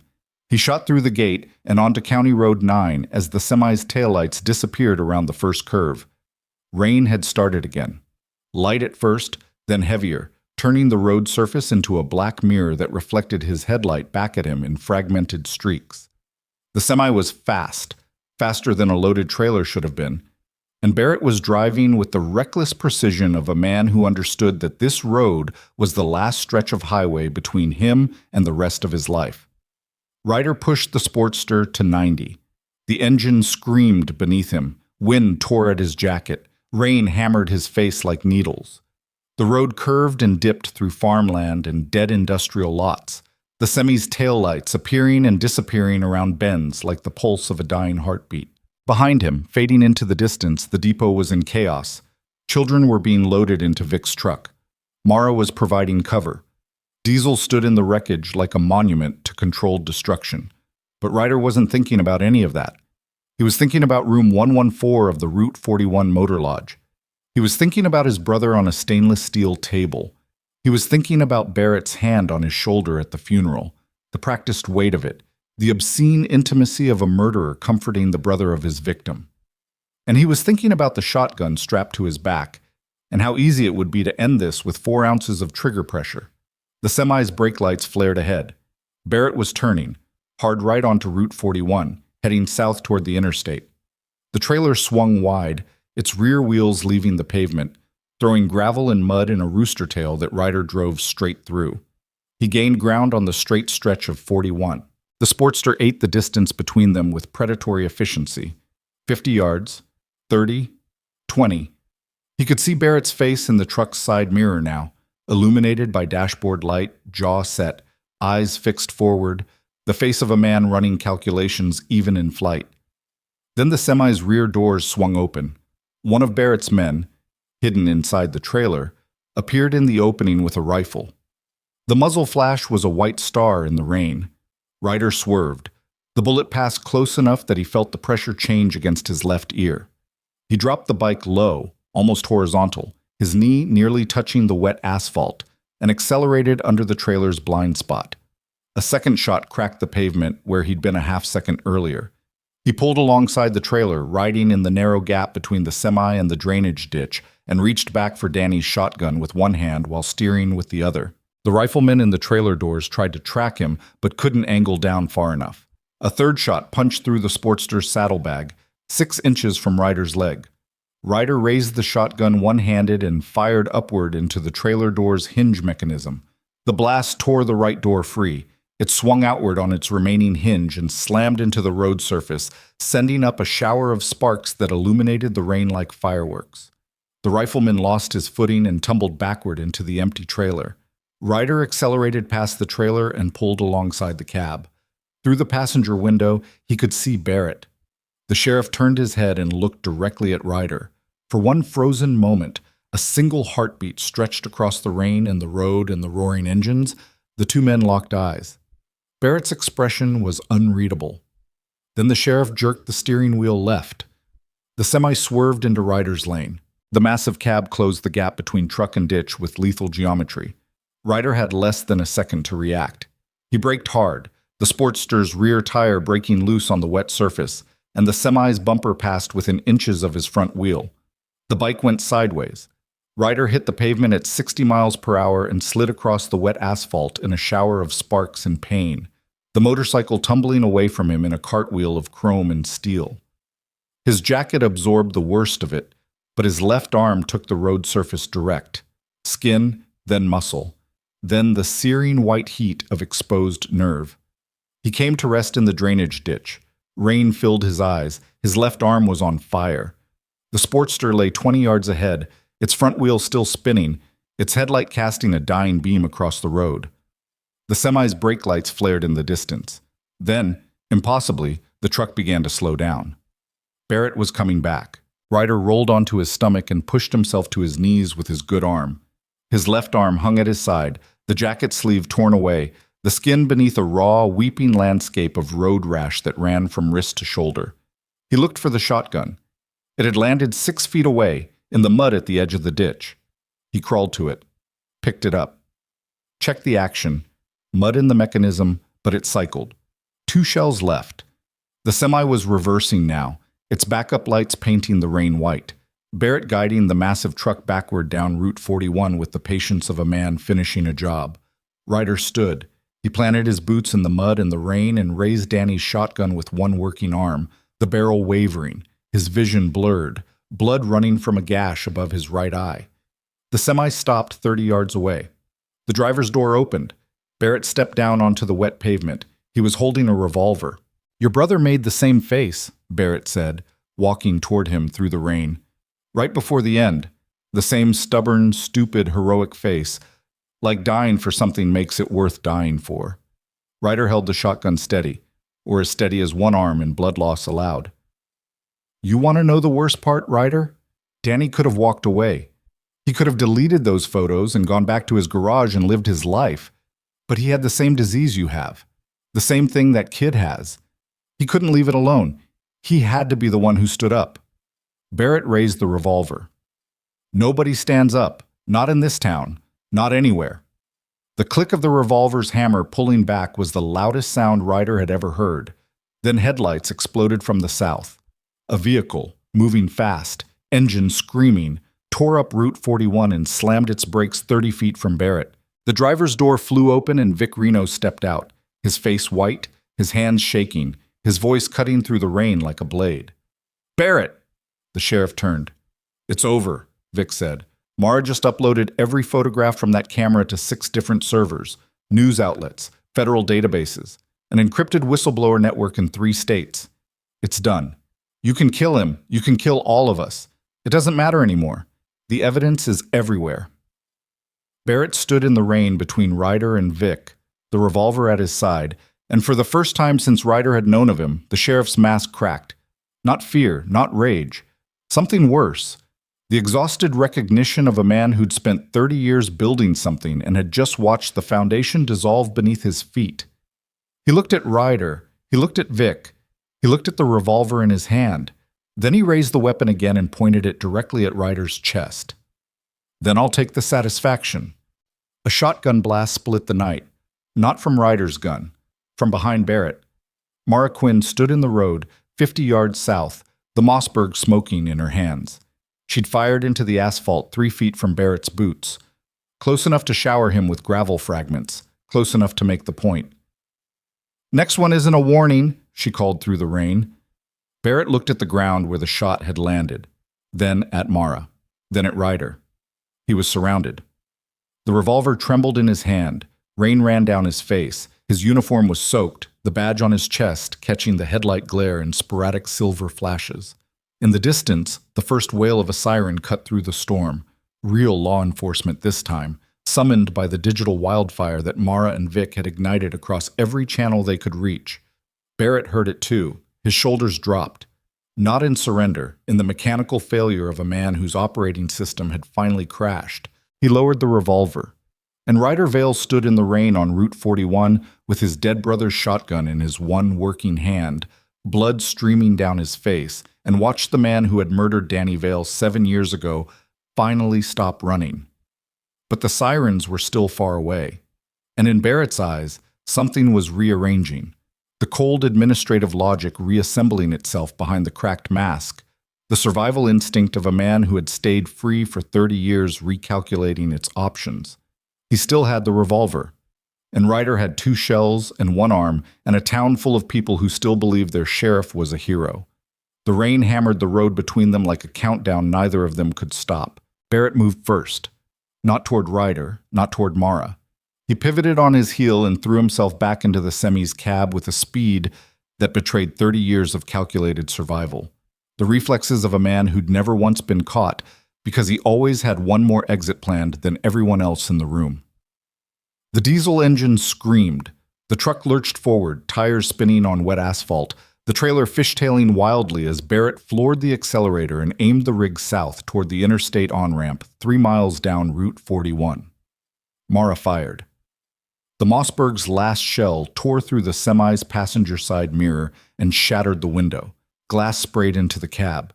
Barrett didn't slow down. The truck plowed through the rain, its taillight shrinking into red smears against the darkness. "He's running," Vic said. Ryder was already moving. His left arm hung useless at his side. Road rash from wrist to shoulder, the skin split and weeping through the shredded remains of his jacket sleeve. His vision pulsed with each heartbeat. Blood from the gash above his eye had crusted into a thick line that bisected his face like a war paint stripe he hadn't chosen.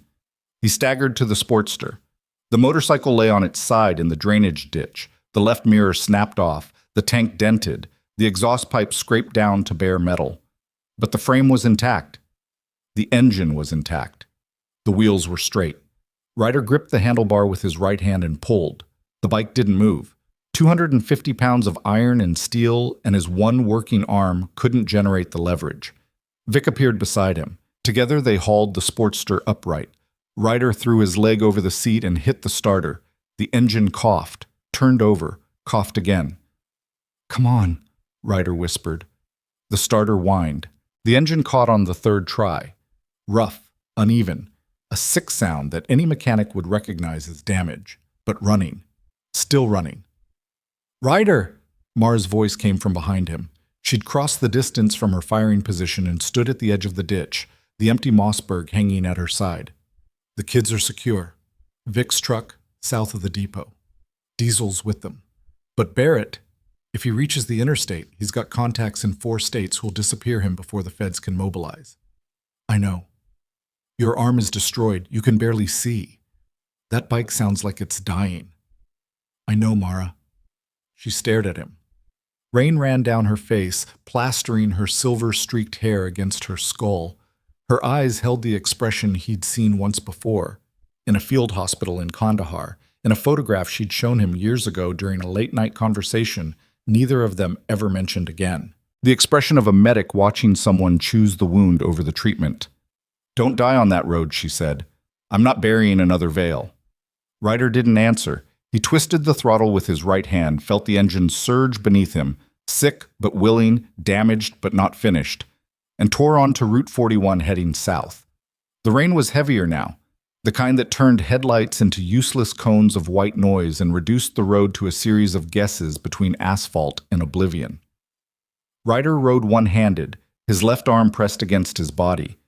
The pain a constant electrical fire that radiated from his wrist through his shoulder and into the base of his skull. He could see the semi ahead, a quarter mile. Its trailer was still fishtailing on the wet road, Barrett driving aggressively, pushing the rig beyond its safe handling parameters. The detached right door flapped on its remaining hinge, creating a rhythmic metallic bang that Ryder could hear even above his own engine. He closed the gap. 200 yards, 150. 100. At 75 yards, he could see into the open rear of the trailer through the missing door. Empty. The rifleman who'd fired at him earlier was gone, thrown clear when the door blew off, or fled into the darkness. The trailer was a hollow steel box now, its interior lit by a single emergency bulb that swung on its wire with each swerve of the truck. Barrett swerved again.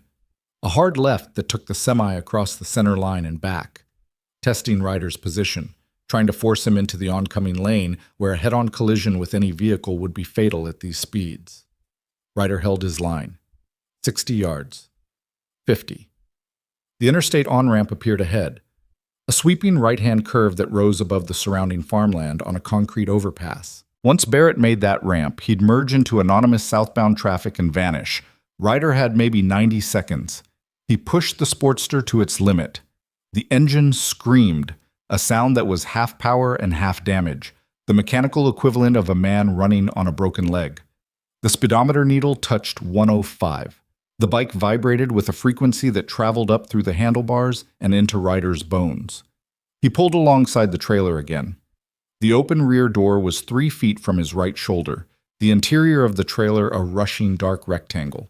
The semi's cab was 15 feet ahead, 15 feet of steel and rain, and Barrett's 30 years of getting away with murder. Ryder did the math. 1 arm, 1 motorcycle, 1 chance. The on-ramp was 800 yards ahead. He accelerated past the trailer and drew even with the cab's passenger side. Through the shattered window, he could see Barrett's profile, jaw clenched, hands white-knuckled on the steering wheel, eyes fixed forward with the tunnel vision intensity of a man in full flight. Barrett glanced right, saw Ryder. His expression didn't change. He jerked the wheel. The semi's cab swung right, closing the gap between truck and guardrail. Ryder had nowhere to go. Guardrail on his right, 18 wheels on his left. The gap narrowed from 6 feet to 4 to 2. Ryder braked. The Sportster's rear tire locked on the wet surface and the bike slewed sideways. He caught it. Barely. With a counter steer that required every ounce of riding skill he'd accumulated over 3 decades. The semi's cab swept past him, close enough that the wind displacement nearly pulled him under the trailer wheels. He fell back behind the truck. 700 yards to the on-ramp. Think. Think. The trailer's open rear door banged in its rhythm. The interior emergency light swung. The trailer floor was flat steel, slick with rain blowing in through the open end. Ryder looked at the trailer floor, then at the ramp mechanism at the rear, the metal loading ramp that folded up against the floor when the doors were closed but now hung partially deployed, its edge dragging sparks across the asphalt. A ramp. An insane idea formed in his mind with the clarity that only exhaustion and desperation could produce. He accelerated. The Sportster closed on the trailer's open rear, 30 feet, 20, 10. The loading ramp was angled at roughly 20 degrees, steep but rideable. The gap between the ramp's edge and the road surface was maybe 8 inches, bouncing with each bump in the pavement. 500 yards to the on-ramp. Ryder positioned the Sportster directly behind the trailer, matching its speed precisely. The ramp loomed ahead of him like a steel tongue extended from the truck's open mouth. Sparks flew where metal dragged on asphalt. He thought about Danny. He thought about Eli saying, "Don't become him." He thought about a 12-year-old girl touching her brother's bruised face with fingers that still remembered gentleness. He hit the ramp at 60 miles per hour. The Sportster's front wheel caught the steel edge, and the bike launched upward. For one impossible second, Ryder was airborne inside the trailer. Motorcycle and Ryder suspended in the emergency light's amber glow.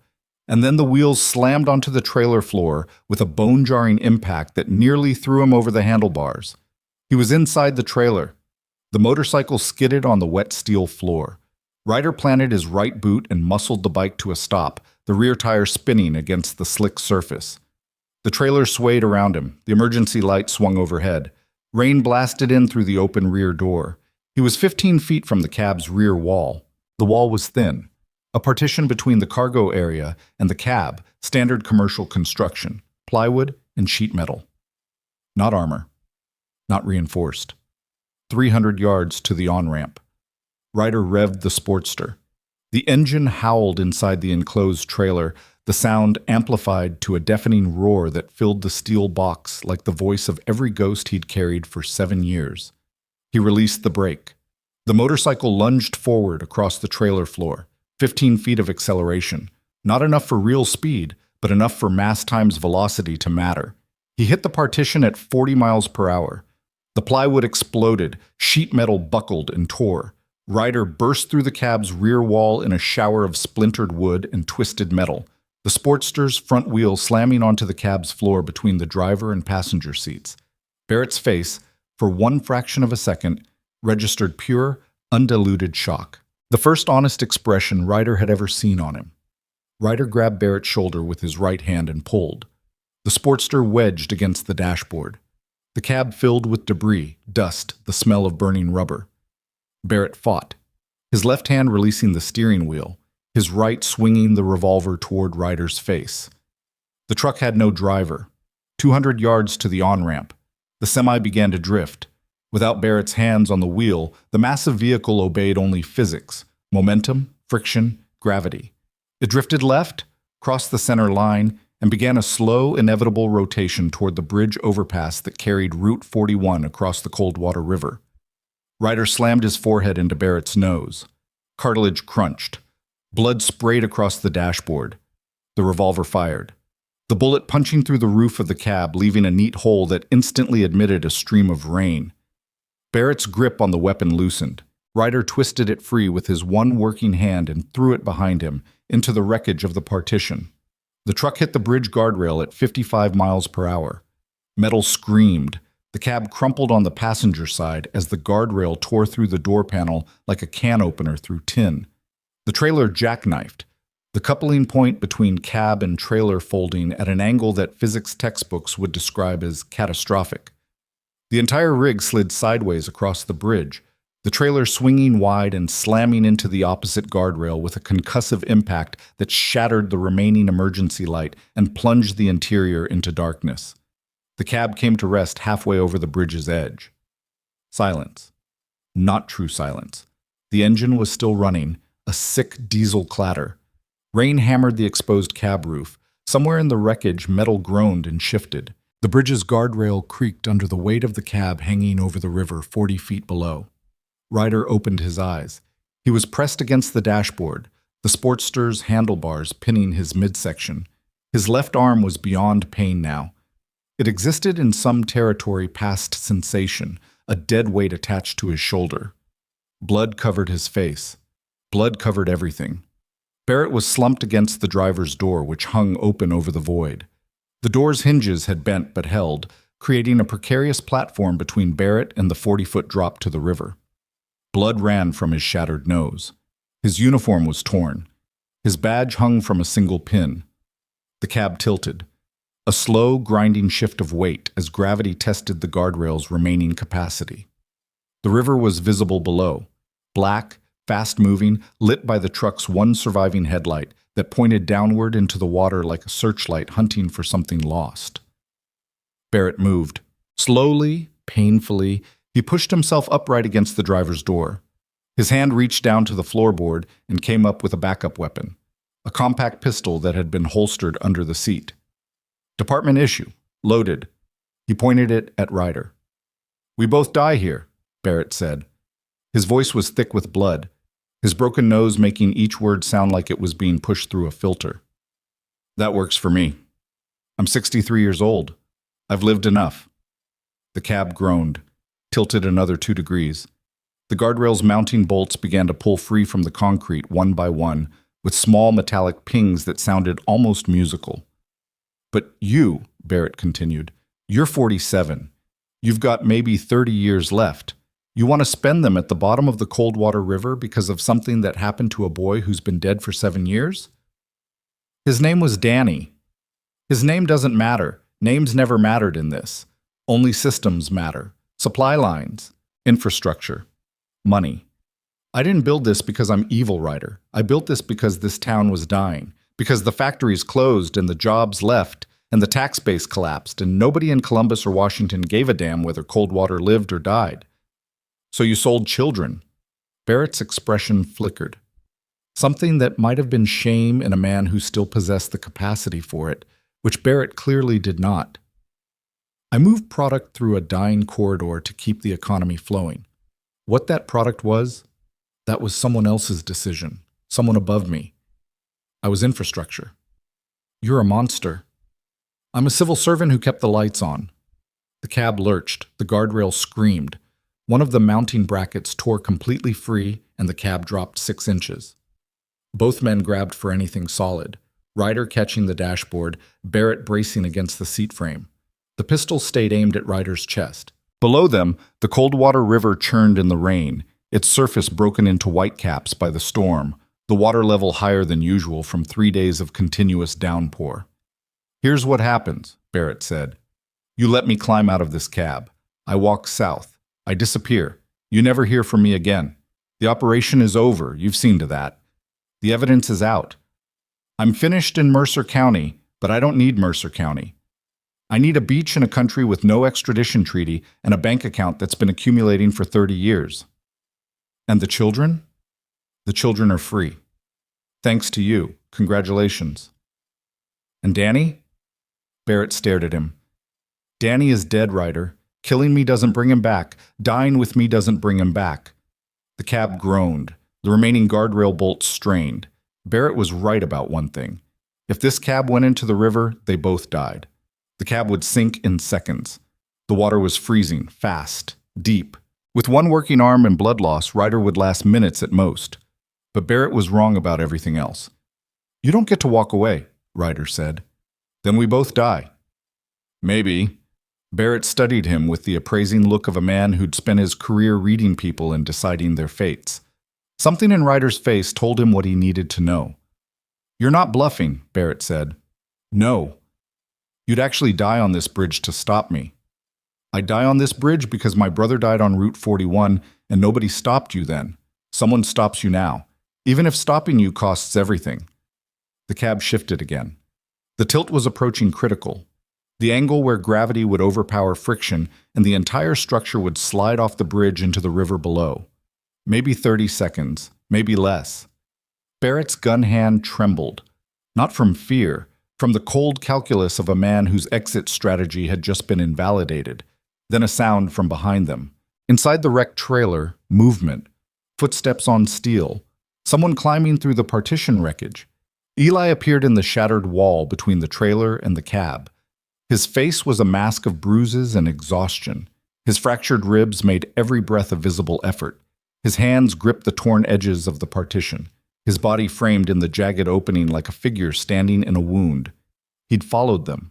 Somehow, on foot, hitching a ride, commandeering Vic's truck, some impossible act of 15-year-old determination, he'd followed them to the bridge. Barrett turned the gun toward Eli. "Don't," Ryder said. "The boy is a witness, the only one who saw my face at the depot. Your photographs are noise. Lawyers can argue chain of custody, digital manipulation, 100 challenges. But an eyewitness who escaped my operation and identified me personally, that's a conviction. There are 7 children who can identify you. Children who were transported blindfolded and drugged. Their testimony is compromised by definition. This one," he gestured at Eli with the pistol, "this one stole a camera, shot photographs, escaped custody, and found the one man in this county with a personal vendetta against me. This one is the case." Eli didn't move. He stood in the partition opening, looking at Barrett, looking at the gun, looking at the 40-foot drop beneath the cab. Then he looked at Ryder. "Are you okay?" Eli asked. The question was so simple, so absurd, so completely out of proportion to the moment that Ryder almost laughed. Almost. But what came instead was something harder and older, a sound that might have been a sob if he'd allowed it oxygen, pressed back down into his chest by sheer force of will. "I'm okay, kid. You don't look okay." "I'm okay." Eli looked at Barrett again, at the gun, at the bridge crumbling beneath them, and he did something that no one in the cab expected, least of all Ryder. He stepped forward, through the partition, into the tilting cab, one step, then another, until he stood between Barrett's gun and Ryder's body. "Move," Barrett said. Eli didn't move. "I will shoot through you to reach him." "No, you won't."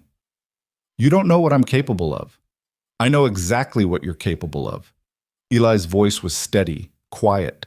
The voice of someone who had been inside Barrett's operation, who had been bound and transported and beaten and cataloged as inventory, who had counted 72-hour cycles in the dark, and stolen a camera and jumped from a moving van and walked 40 miles through rain to stand in this exact moment.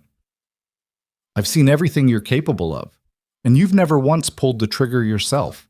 You hire people, you organize, you administrate. You had someone else hold Danny Vale down while you put the needle in, because you can't do the hard part alone. You never could. Barrett's face changed. The mask didn't just crack, it disintegrated. Beneath it was something Ryder hadn't expected. Not rage, not cruelty, exhaustion. The bone-deep, soul-level exhaustion of a man who'd been performing for 30 years without intermission. "You're 15 years old," Barrett said. "You don't know anything about anything. I know you're not going to shoot me. And why is that? Because if you were going to, you'd have done it at the depot. When you had me cornered, when nobody was watching, you didn't. You tried to run instead. Because killing a kid yourself, with your own hand looking at their face, that's the one thing you can't do. It's the one line you've never crossed, because crossing it would make you something even you can't live with." The cab groaned. Another bolt sheared. The tilt increased. Rain poured through every crack and opening, turning the interior into a waterfall. Barrett looked at this boy standing in front of him. 15 years old, broken, unarmed, telling a 63-year-old man with a gun exactly who he was. Not who the town thought he was, not who the badge said he was, but who he actually was underneath the 30 years of performance. The pistol lowered, 1 inch, 2. Barrett's hand dropped to his side, and Ryder, with his one working arm, lunged forward, grabbed the pistol from Barrett's loosened grip, and threw it through the open driver's door into the river below. It disappeared without a sound. Barrett slumped against the doorframe. The fight had left his body. Not dramatically, not cinematically, but the way air leaves a tire, slowly, invisibly, until the structure can no longer support its own weight. Sirens. Close now. Not the distant wail from before, but the immediate, present scream of multiple vehicles converging on the bridge from both directions. Red and blue lights painted the rain from the north. More lights from the south. State police cruisers, federal vehicles. The response summoned by Mara's digital assault on every channel available. "Eli," Ryder said, "get out of the cab." "Not without you. The bridge is failing. This cab is going over in less than a minute. Get out." "Not without you." The stubbornness in the boy's voice was absolute. The same stubbornness that had carried him 40 miles through rain, that had made him steal a camera in the dark, that had put him between a gun and the only adult who'd ever chosen him. Ryder pushed himself free from the motorcycle wreckage, pinning his midsection. Pain detonated across his body. Ribs, arm, face, every joint and muscle screaming in unified protest. He grabbed Eli's shoulder with his right hand and shoved the boy toward the partition opening. "Climb! Now!" Eli climbed. Through the partition, into the trailer, toward the open rear where the rain and the road and the world outside waited. Ryder followed. One-armed, bleeding, dragging himself through the wreckage with the same stubborn refusal to die that had apparently been genetic in the Vale family. His fingers found the partition's torn edge. He pulled. His boots found purchase on the cab's tilting floor. He pushed. Behind him, Barrett hadn't moved. The sheriff sat in the driver's seat of a cab, hanging over a river, his hands empty, his badge hanging by a single pin, watching the man he'd tried to kill climb to safety with the same quiet, administrative expression he'd worn his entire career. "Barrett," Ryder said from the partition opening. "Climb." Barrett looked at him. "Climb, you son of a bitch." For a moment, one breath, one heartbeat, something human passed through Tom Barrett's eyes.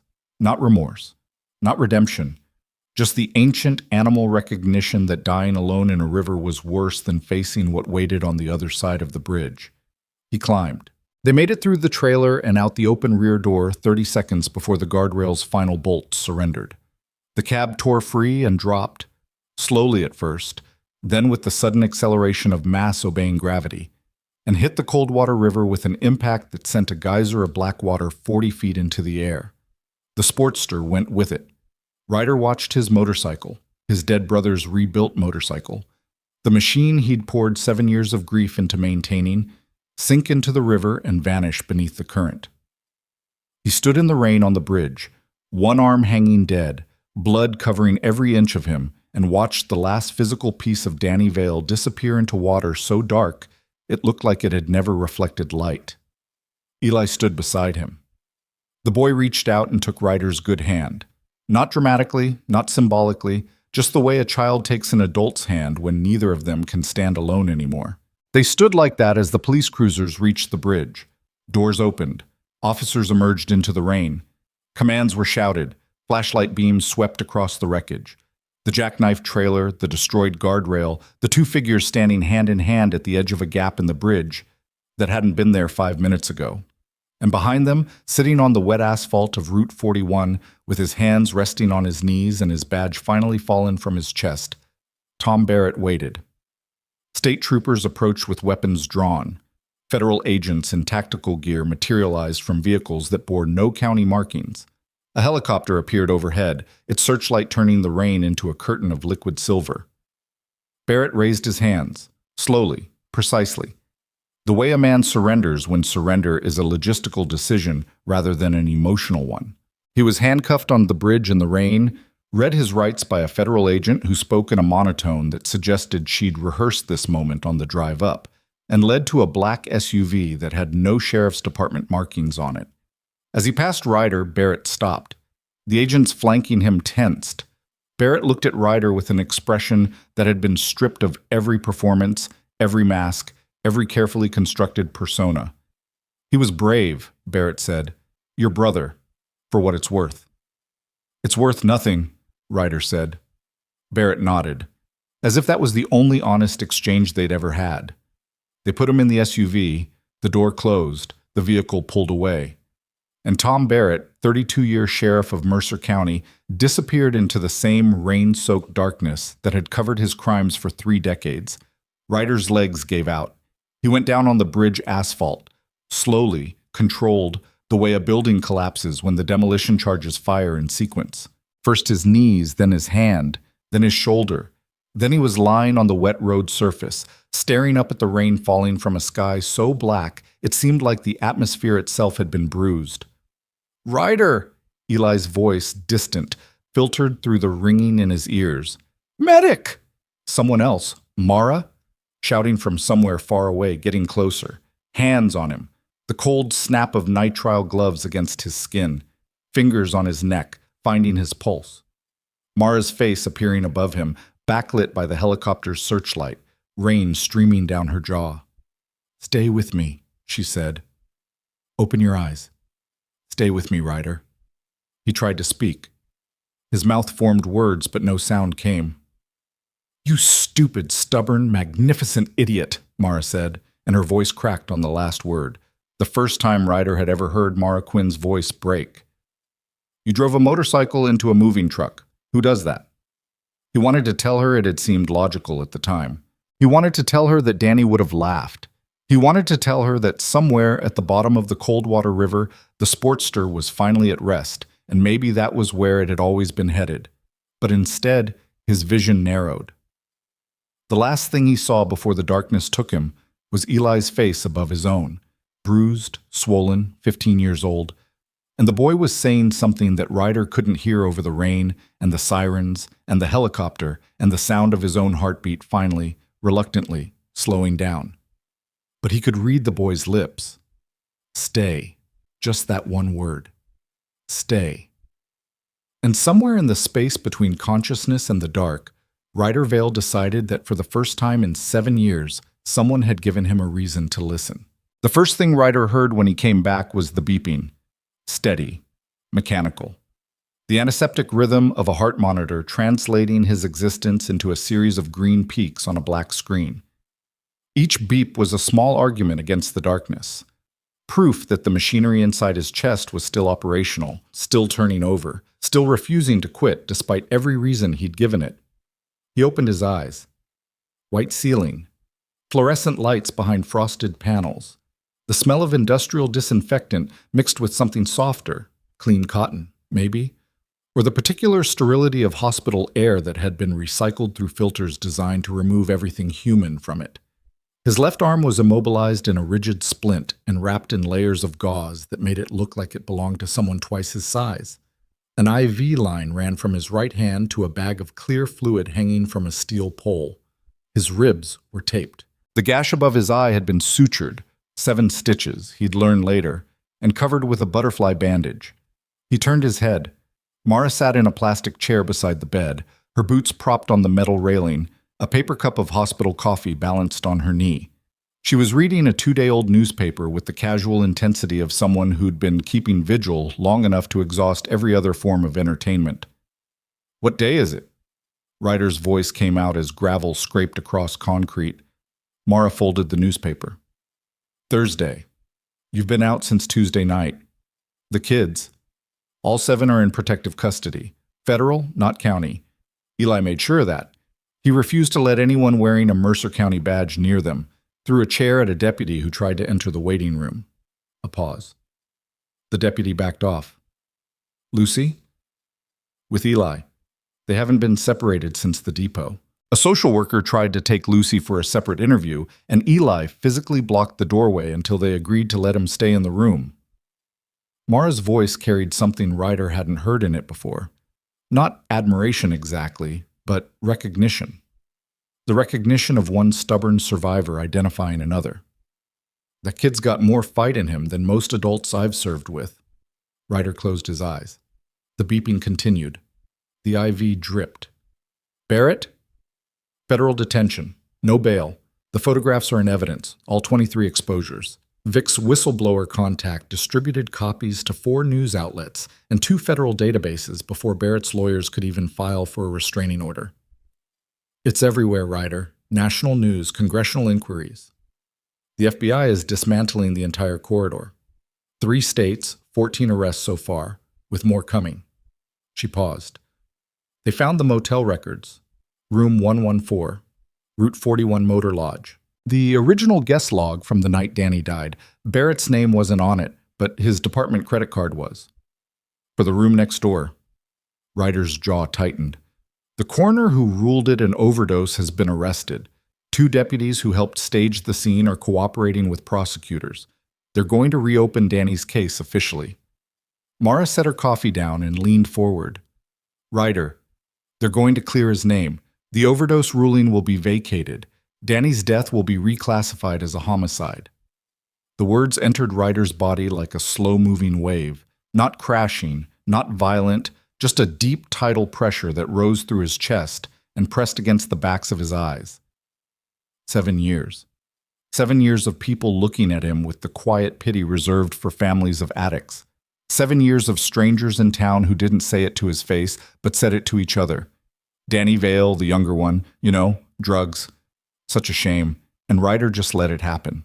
7 years of carrying a dead brother's reputation like a stone in his pocket, heavy enough to drown in, but not heavy enough to kill him outright. And now, in a hospital room that smelled like bleach and recycled air, someone was telling him the truth had finally surfaced. He didn't cry. The tears were there, but he could feel them, pressurized, waiting, but they belonged to a moment he wasn't ready for yet. Not here. Not with monitors and IV lines and the mechanical beeping reminding him that survival was a technical process before it was an emotional one. "Where's Diesel?" he asked. "Parking lot. He's been sleeping in the tow truck since Tuesday. Won't come inside, says hospitals make him nervous." Mara almost smiled. A man who drove a flatbed through a concrete wall is nervous about linoleum floors. "Vic?" Mara's expression shifted. Something more complicated moved through her features, the rearrangement of a judgment she'd been carrying since the moment Vic Reno had walked into the garage. Vic's been with the FBI since Wednesday morning, voluntarily. He's giving them everything he knows about the corridor, every smuggling route, every contact, every piece of infrastructure he encountered during his time inside. He's cooperating fully. They gonna charge him? His lawyer says no. The FBI wants his testimony more than his conviction. He's a witness, not a defendant. She paused. He saved your life on that road, Ryder. Whatever else he is, whatever he was. He drove back into a situation where an armed sheriff was pointing a gun at you. He didn't have to do that. I know. I was wrong about him. The admission cost her something. Ryder could see it in the way her jaw set, the way her fingers tightened around the paper cup. Mara Quinn did not revise her assessments lightly. The fact that she was doing it aloud without prompting told Ryder everything he needed to know about what the last 48 hours had done to all of them. "You were right to question him," Ryder said. "That's what kept us alive. Being paranoid kept us alive. Being careful kept us alive. There's a difference." Mara looked at him for a long moment. Then she stood up, collected her coffee, and walked to the door. "Eli's in the waiting room. He's been there since they brought you in. Hasn't left. Hasn't slept. The nurses tried to get him into a bed twice, and he told them he'd sleep when you woke up." She opened the door. "I'll send him in." She left. Ryder lay in the bed and listened to the beeping and the distant sounds of a hospital conducting its daily business. Rolling carts, muffled voices, the soft alarm of another monitor somewhere down the hall. The fluorescent light above him buzzed at a frequency he recognized from the garage. The same brand of fixture, the same cheap ballast, the same persistent hum that had been the soundtrack of his life for 7 years. The door opened. Eli stood in the frame. He looked different. Not better. Not yet. But different. Someone had given him clean clothes, a gray sweatshirt too large for his frame, dark pants, white sneakers that still had the creases of being new. The swelling around his left eye had receded enough to allow it partially open, revealing a bloodshot iris that scanned the room with the automatic vigilance of someone who'd been trained by circumstance to assess every space for threats before entering it. His right hand held the hand of a small girl who stood partially behind him. Lucy.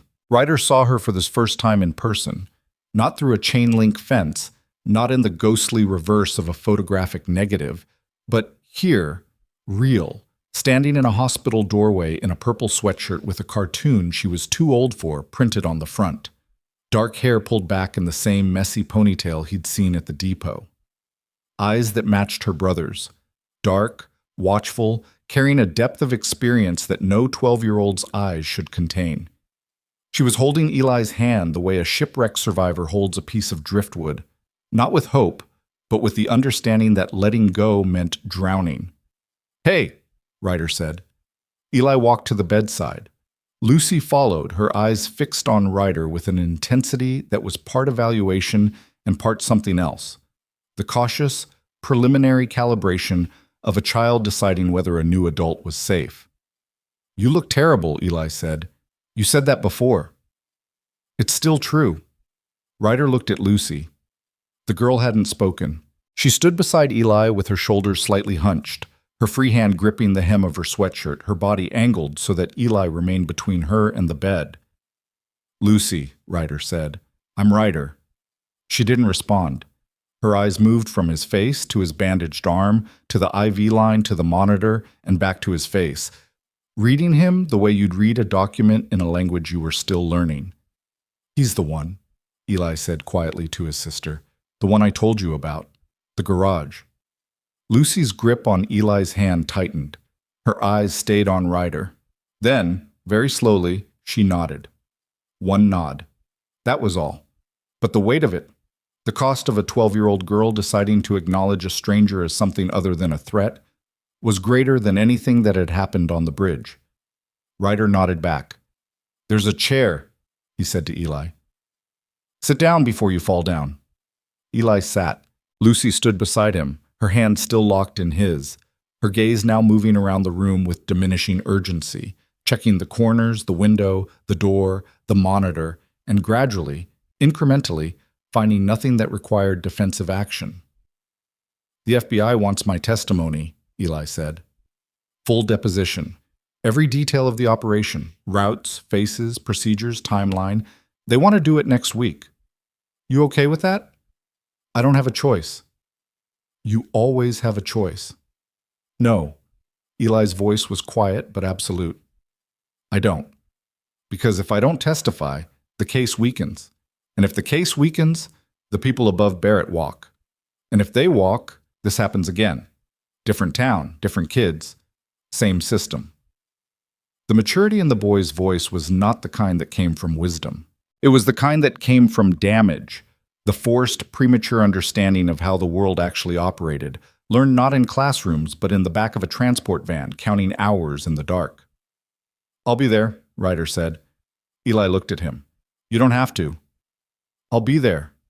The beeping filled the silence between them. Lucy had moved slightly. Not much, but enough that she was no longer fully behind Eli. She stood beside him now, her shoulder touching his arm, her eyes on Ryder's face with an expression that had shifted from evaluation to something tentative and fragile and new. Not trust. Not yet. But the space where trust might eventually grow if no one destroyed it first. Ryder was released from the hospital 6 days later. Mara drove him back to Coldwater in Vic's Silverado because the Sportster was at the bottom of the Coldwater River, and Ryder's truck was still parked at the garage. His left arm was in a sling, 23 stitches total across various parts of his body, 2 cracked ribs of his own now, mirroring Eli's. A prescription for painkillers he'd never fill because pills in small orange bottles reminded him of everything that had been done to Danny. They drove Route 41 in silence. The road looked different in daylight without a storm. Just a 2-lane highway through flat agricultural land, grain elevators in the distance, telephone poles strung with lines that sagged between them like tired arms. The Route 41 motor lodge passed on the left, a single-story concrete motel with a vacancy sign that hadn't been turned off in years. Room 114 was visible from the road. Its door was open. An FBI evidence team was working inside. Ryder didn't look away. He made himself see it. The door, the room, the parking lot where Danny had spent his last conscious hours. He owed his brother that much, the willingness to look at the place where it happened without flinching. Mara said nothing. She kept her eyes on the road and her hands at 10 and 2 and gave him the silence he needed. They reached the garage at midday. Vale Brothers Custom looked the same from the outside. The corrugated roof, the 3 bays, the faded sign with the name that now belonged to only one person. But as Mara pulled into the lot, Ryder noticed changes. The side gate had been repaired. New chain, new padlock. The security cameras, all of them, including Vic's trail cams, had been repositioned to eliminate the blind spots Vic had identified. The front bay door, which had been chain-operated for 2 years, now rolled up on a new hydraulic mechanism. Diesel's tow truck was parked in the back lot. "He's been here every day," Mara said, "fixing things. He replaced your front door mechanism, patched the roof where it was leaking, rewired the camera system. Hasn't said a word about any of it." Ryder got out of the truck and stood in the parking lot. The air smelled like November.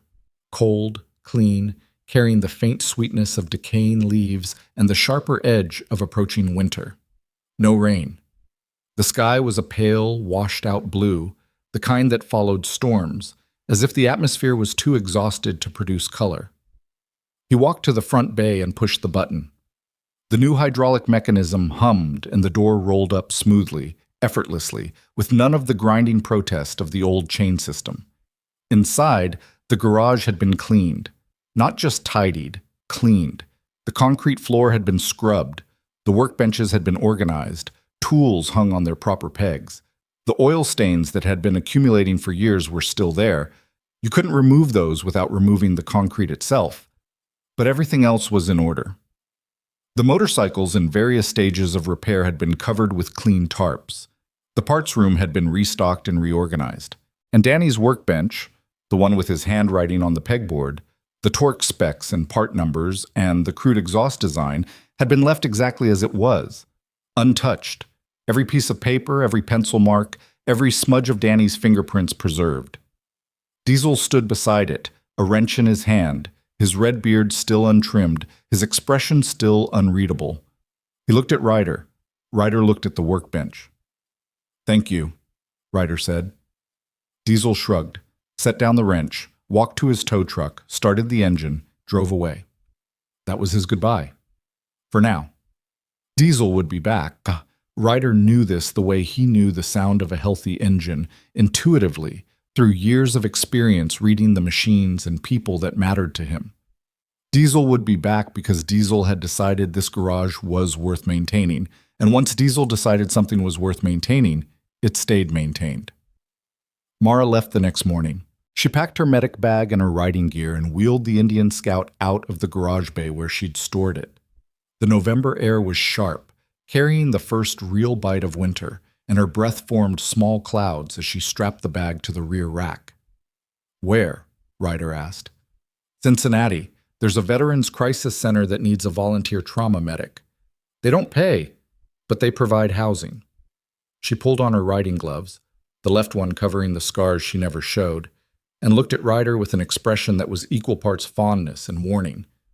It's the kind of work that keeps me away from card tables. Good. I'll check in. You better. She straddled the bike and hit the starter. The Scout's engine rolled over with the smooth, confident sound of a machine that had been built by people who cared about what they were building. Mara looked at the garage, at the sign, at Ryder standing in the bay door with his arm in a sling and his face still stitched and his body still broken in ways that would take months to heal. Danny would be proud of you, she said. You know that, right? Ryder's throat tightened. He didn't trust himself to speak. Take care of those kids, Mara said. They're the best thing that's ever happened to this garage. She pulled out of the lot, turned north on Route 41, and rode out of Coldwater with the engine's sound fading gradually into the distance until it was absorbed by the wind and the silence and the vast, flat emptiness of the Midwestern horizon. Ryder stood in the parking lot for a long time after she left. The weeks that followed were not dramatic. That was the strange part. After everything, after the depot and the bridge and the hospital and Barrett's arrest, the days that came next were quiet in a way that felt almost suspicious. Ryder kept waiting for the next crisis, the next threat, the next 2:13 a.m. visit on the securities cameras. But it didn't come.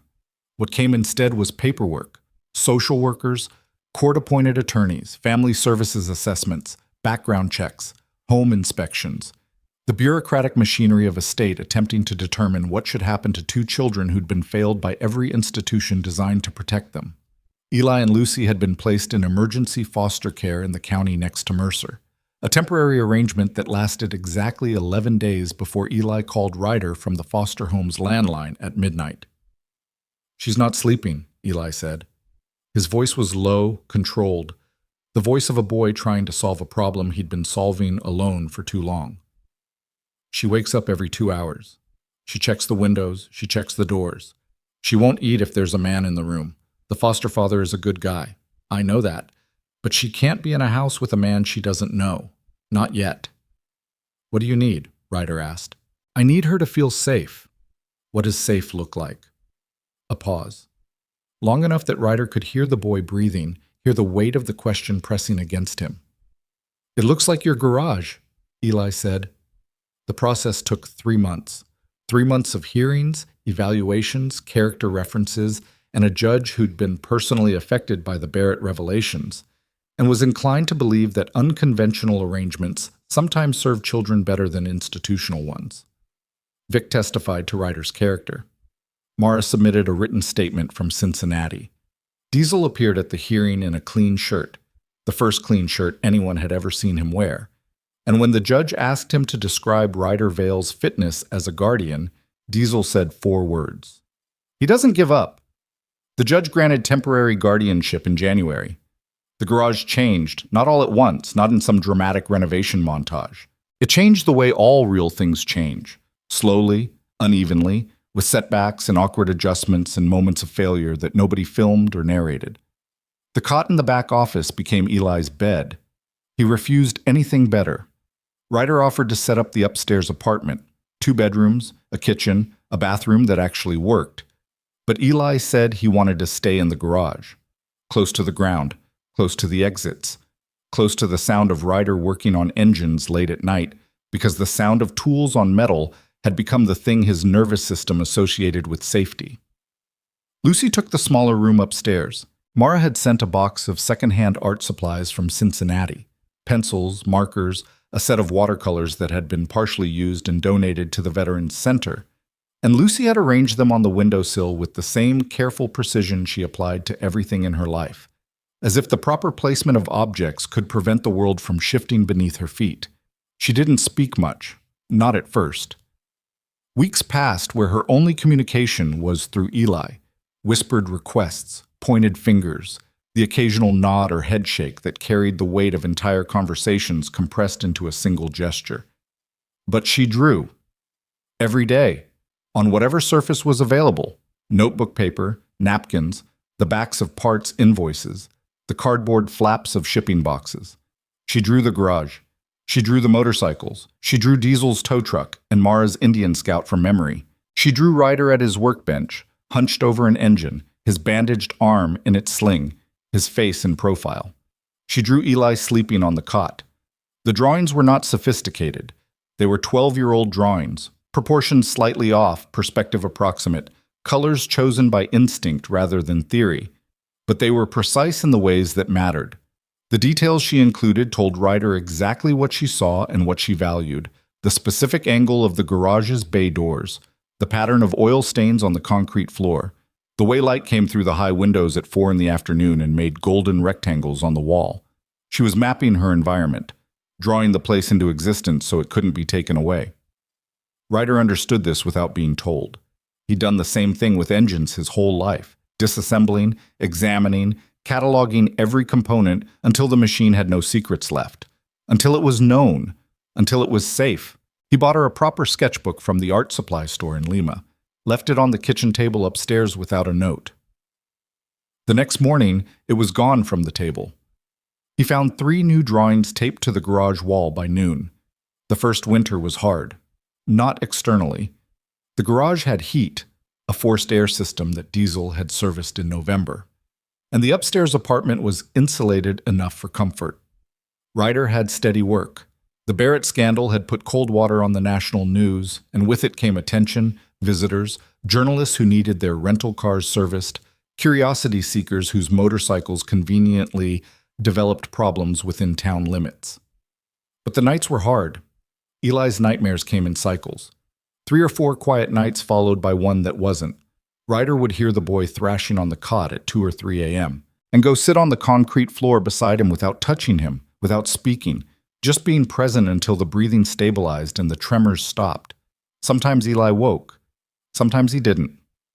On the nights he woke, he'd look at Ryder sitting on the floor in the dark and say nothing, and Ryder would say nothing back, and the silence between them was the most honest conversation either of them had ever had. Lucy's fear of men she didn't know persisted for months. She would leave a room when a customer entered the garage. She wouldn't make eye contact with the mailman. She sat with her back to the wall at the diner where Ryder took them for breakfast on Sunday mornings, her eyes tracking every adult male in the room with the systematic vigilance of someone performing a threat assessment she didn't know how to stop performing. But she started talking, slowly, in fragments. A word here, a sentence there, always directed at Eli first, then gradually, tentatively, like testing ice on a pond, at Ryder. The first full sentence she ever spoke directly to Ryder was on a Tuesday afternoon in February, 4 months after the bridge. He was rebuilding a carburetor at Danny's workbench, his left arm finally free of the sling, but still weak, his movements careful and measured. Lucy stood at the edge of the workbench, watching. She'd been watching him work for 20 minutes, a new habit she'd developed, standing at the periphery of his workspace, studying his hands the way she studied everything, with that intense cataloging attention. "What does that part do?" she asked. Ryder looked up. Lucy was pointing at the carburetor's float bowl, her finger hovering an inch from the metal, not touching. She never touched things without permission. "It controls how much fuel gets into the engine," Ryder said. "Too much and the engine floods. Too little and it starves." "Like eating," Lucy said. "Yeah," Ryder said. "Like eating." She considered this for a moment. Then, "Can I watch you put it back together?" "You can help if you want." Her eyes widened slightly, not with fear, with something else. The startled recognition of being included instead of observed. She pulled a stool to the workbench and sat down. Ryder handed her a clean shop rag and a small socket wrench. "Hold this," he said. She held it. And for the next 45 minutes, they rebuilt a carburetor together in near silence, communicating through pointed fingers and nods and the occasional murmured instruction, while Eli watched from the cot with his hands behind his head and something on his face that might have been, in a different boy, in a different life, called peace. Spring came to Coldwater the way spring always came to the Midwest, reluctantly, in fits and starts, with false warmth followed by cold snaps that reminded everyone that the season had not yet committed to staying. Barrett's trial began in March. Federal court. The prosecution's case was built on 23 photographs, the testimony of 7 children, the cooperation of 14 arrested co-conspirators, financial records spanning 3 decades, and the reopened homicide investigation of Daniel Vale. Eli testified for 2 days. Ryder sat in the gallery behind him, close enough that Eli could turn his head and see him in his peripheral vision. They'd agreed on this arrangement beforehand. Eli didn't need hand-holding, didn't need encouragement, didn't need someone to tell him he was brave. He needed someone to be there, present, visible, unmovable. Ryder didn't move for 12 hours. His cracked ribs ached, his left arm throbbed. The gallery benches were designed for discomfort. None of it mattered. When the prosecution asked Eli to identify the man who had overseen his captivity, the boy turned in his seat and pointed at Barrett with a hand that did not shake. "Him," Eli said. Barrett looked back at him from the defendant's table with the same flat, administrative expression he'd worn his entire career. Eli didn't flinch. The verdict came in May. Guilty on all counts, multiple life sentences, no possibility of parole. Barrett was led from the courtroom in handcuffs, and as he passed the gallery, he looked at Ryder one final time. He said nothing. There was nothing left to say. Danny's death was officially reclassified as a homicide in June. The county coroner's original ruling was vacated. A new death certificate was issued. The word overdose was removed from every official record and replaced with the truth that Ryder had carried in his chest like shrapnel for 7 years. Ryder drove to the cemetery alone on a Wednesday afternoon. Danny's headstone was simple. Name, dates, nothing else. Ryder had refused to put an epitaph on it because every phrase he'd considered felt like a lie when the cause of death was wrong. He stood in the grass with the June sun warm on his shoulders and his healed left arm hanging at his side, and spoke to his brother for the first time since the night in the garage, when he'd whispered, "I'm sorry," to an empty room. He didn't say much. He said the overdose was gone from the record. He said Barrett was in prison. He said there were 2 kids living in the garage now, and one of them was learning to rebuild carburetors. He said he was sorry it took so long. Then he drove back to Coldwater. The garage was open when he arrived. Late afternoon light angled through the bay windows, making golden rectangles on the concrete floor. The same golden rectangles Lucy drew in her sketchbook, the ones she'd identified as the most beautiful thing about the building. Eli was in the back office, schoolbooks spread across the desk beside the security monitors. A tutor came 3 times a week, court-mandated education services, and Eli attacked the material with the same systematic intensity he'd applied to counting hours inside a transport van. He was 2 grade levels behind. He intended to close the gap by September. Lucy was at Danny's workbench, not drawing today. Today she was painting. Watercolors on a large sheet of craft paper she'd taped directly to the wall beside the pegboard with Danny's handwriting. Ryder stopped in the bay doorway. The painting was large, larger than anything she'd attempted before. It showed 3 figures standing in front of a building with a triangular roof and 3 rectangular doors. The figures were rendered in Lucy's characteristic style, slightly off proportion, vivid in color, precise in the details that mattered. The tallest figure wore a black jacket and had dark lines on his face that might have been scars. The medium figure stood beside him with one eye slightly different from the other, a faint purple wash of watercolor marking the ghost of a bruise that had healed months ago. The smallest figure stood between them, her hand reaching up to hold the tall figure's hand on one side and the medium figure's hand on the other. Above them, in messy handwriting that was half printed letters and half something more personal, a single word. Home. Ryder stood in the doorway and looked at it. He looked at it for a long time. Eli appeared beside him. The boy had grown in the past months. 1 inch, maybe 2. His frame still lean but no longer skeletal. His face still carrying the map of everything that had been done to him, but also carrying something new underneath it. Something that looked, in certain light, like the early architecture of a life that might actually hold together. "She did that this morning," Eli said. "I see it. She used your good watercolors, the ones Mara sent." "That's what they're for." They stood side by side in the doorway. A 47-year-old mechanic with scars on his face and a healed arm that ached when it rained, and a 15-year-old boy with one eye that still didn't open all the way and a posture that would always carry the memory of restraints even after the marks had faded. Lucy looked up from the workbench. She saw them watching. Her expression flickered, the brief reflexive calculation of someone assessing whether attention meant danger, and then it settled into something quieter. She went back to painting. That evening, Ryder made coffee in the back office and sat at the desk with the security monitors glowing their familiar green. The cameras showed the parking lot, the side gate, the alley, the back lot, all clear, all quiet. Route 41 was visible in the distance, its traffic lights cycling through their colors for an audience of empty streets. Eli was asleep on the cot, not curled into a defensive ball the way he'd slept that first night. Flat on his back, one arm hanging off the edge, his breathing deep and even. The nightmares still came, but less often. And when they came, there was someone sitting on the floor beside him in the dark, saying nothing, staying anyway. Lucy was upstairs. The light in her window was off. The art supplies on the windowsill were arranged in their careful order. The sketchbook Ryder had bought her, the second one now, the first having been filled cover to cover, lay open on the nightstand. Ryder drank his coffee. He looked at the security monitors. He looked at the boy sleeping on the cot. He looked at Danny's workbench, where Lucy's painting was still taped to the wall beside the pegboard. The word home written above three figures who'd found each other in the last place any of them expected. He thought about the night the storm came in, the night he'd been closing the gate and heard a voice so thin it barely registered above the rain. The night a bruised boy stood in his parking lot with zip-tie marks on his wrists and asked the only question that mattered. "Can I sleep in your garage?" Ryder set the coffee mug on the desk.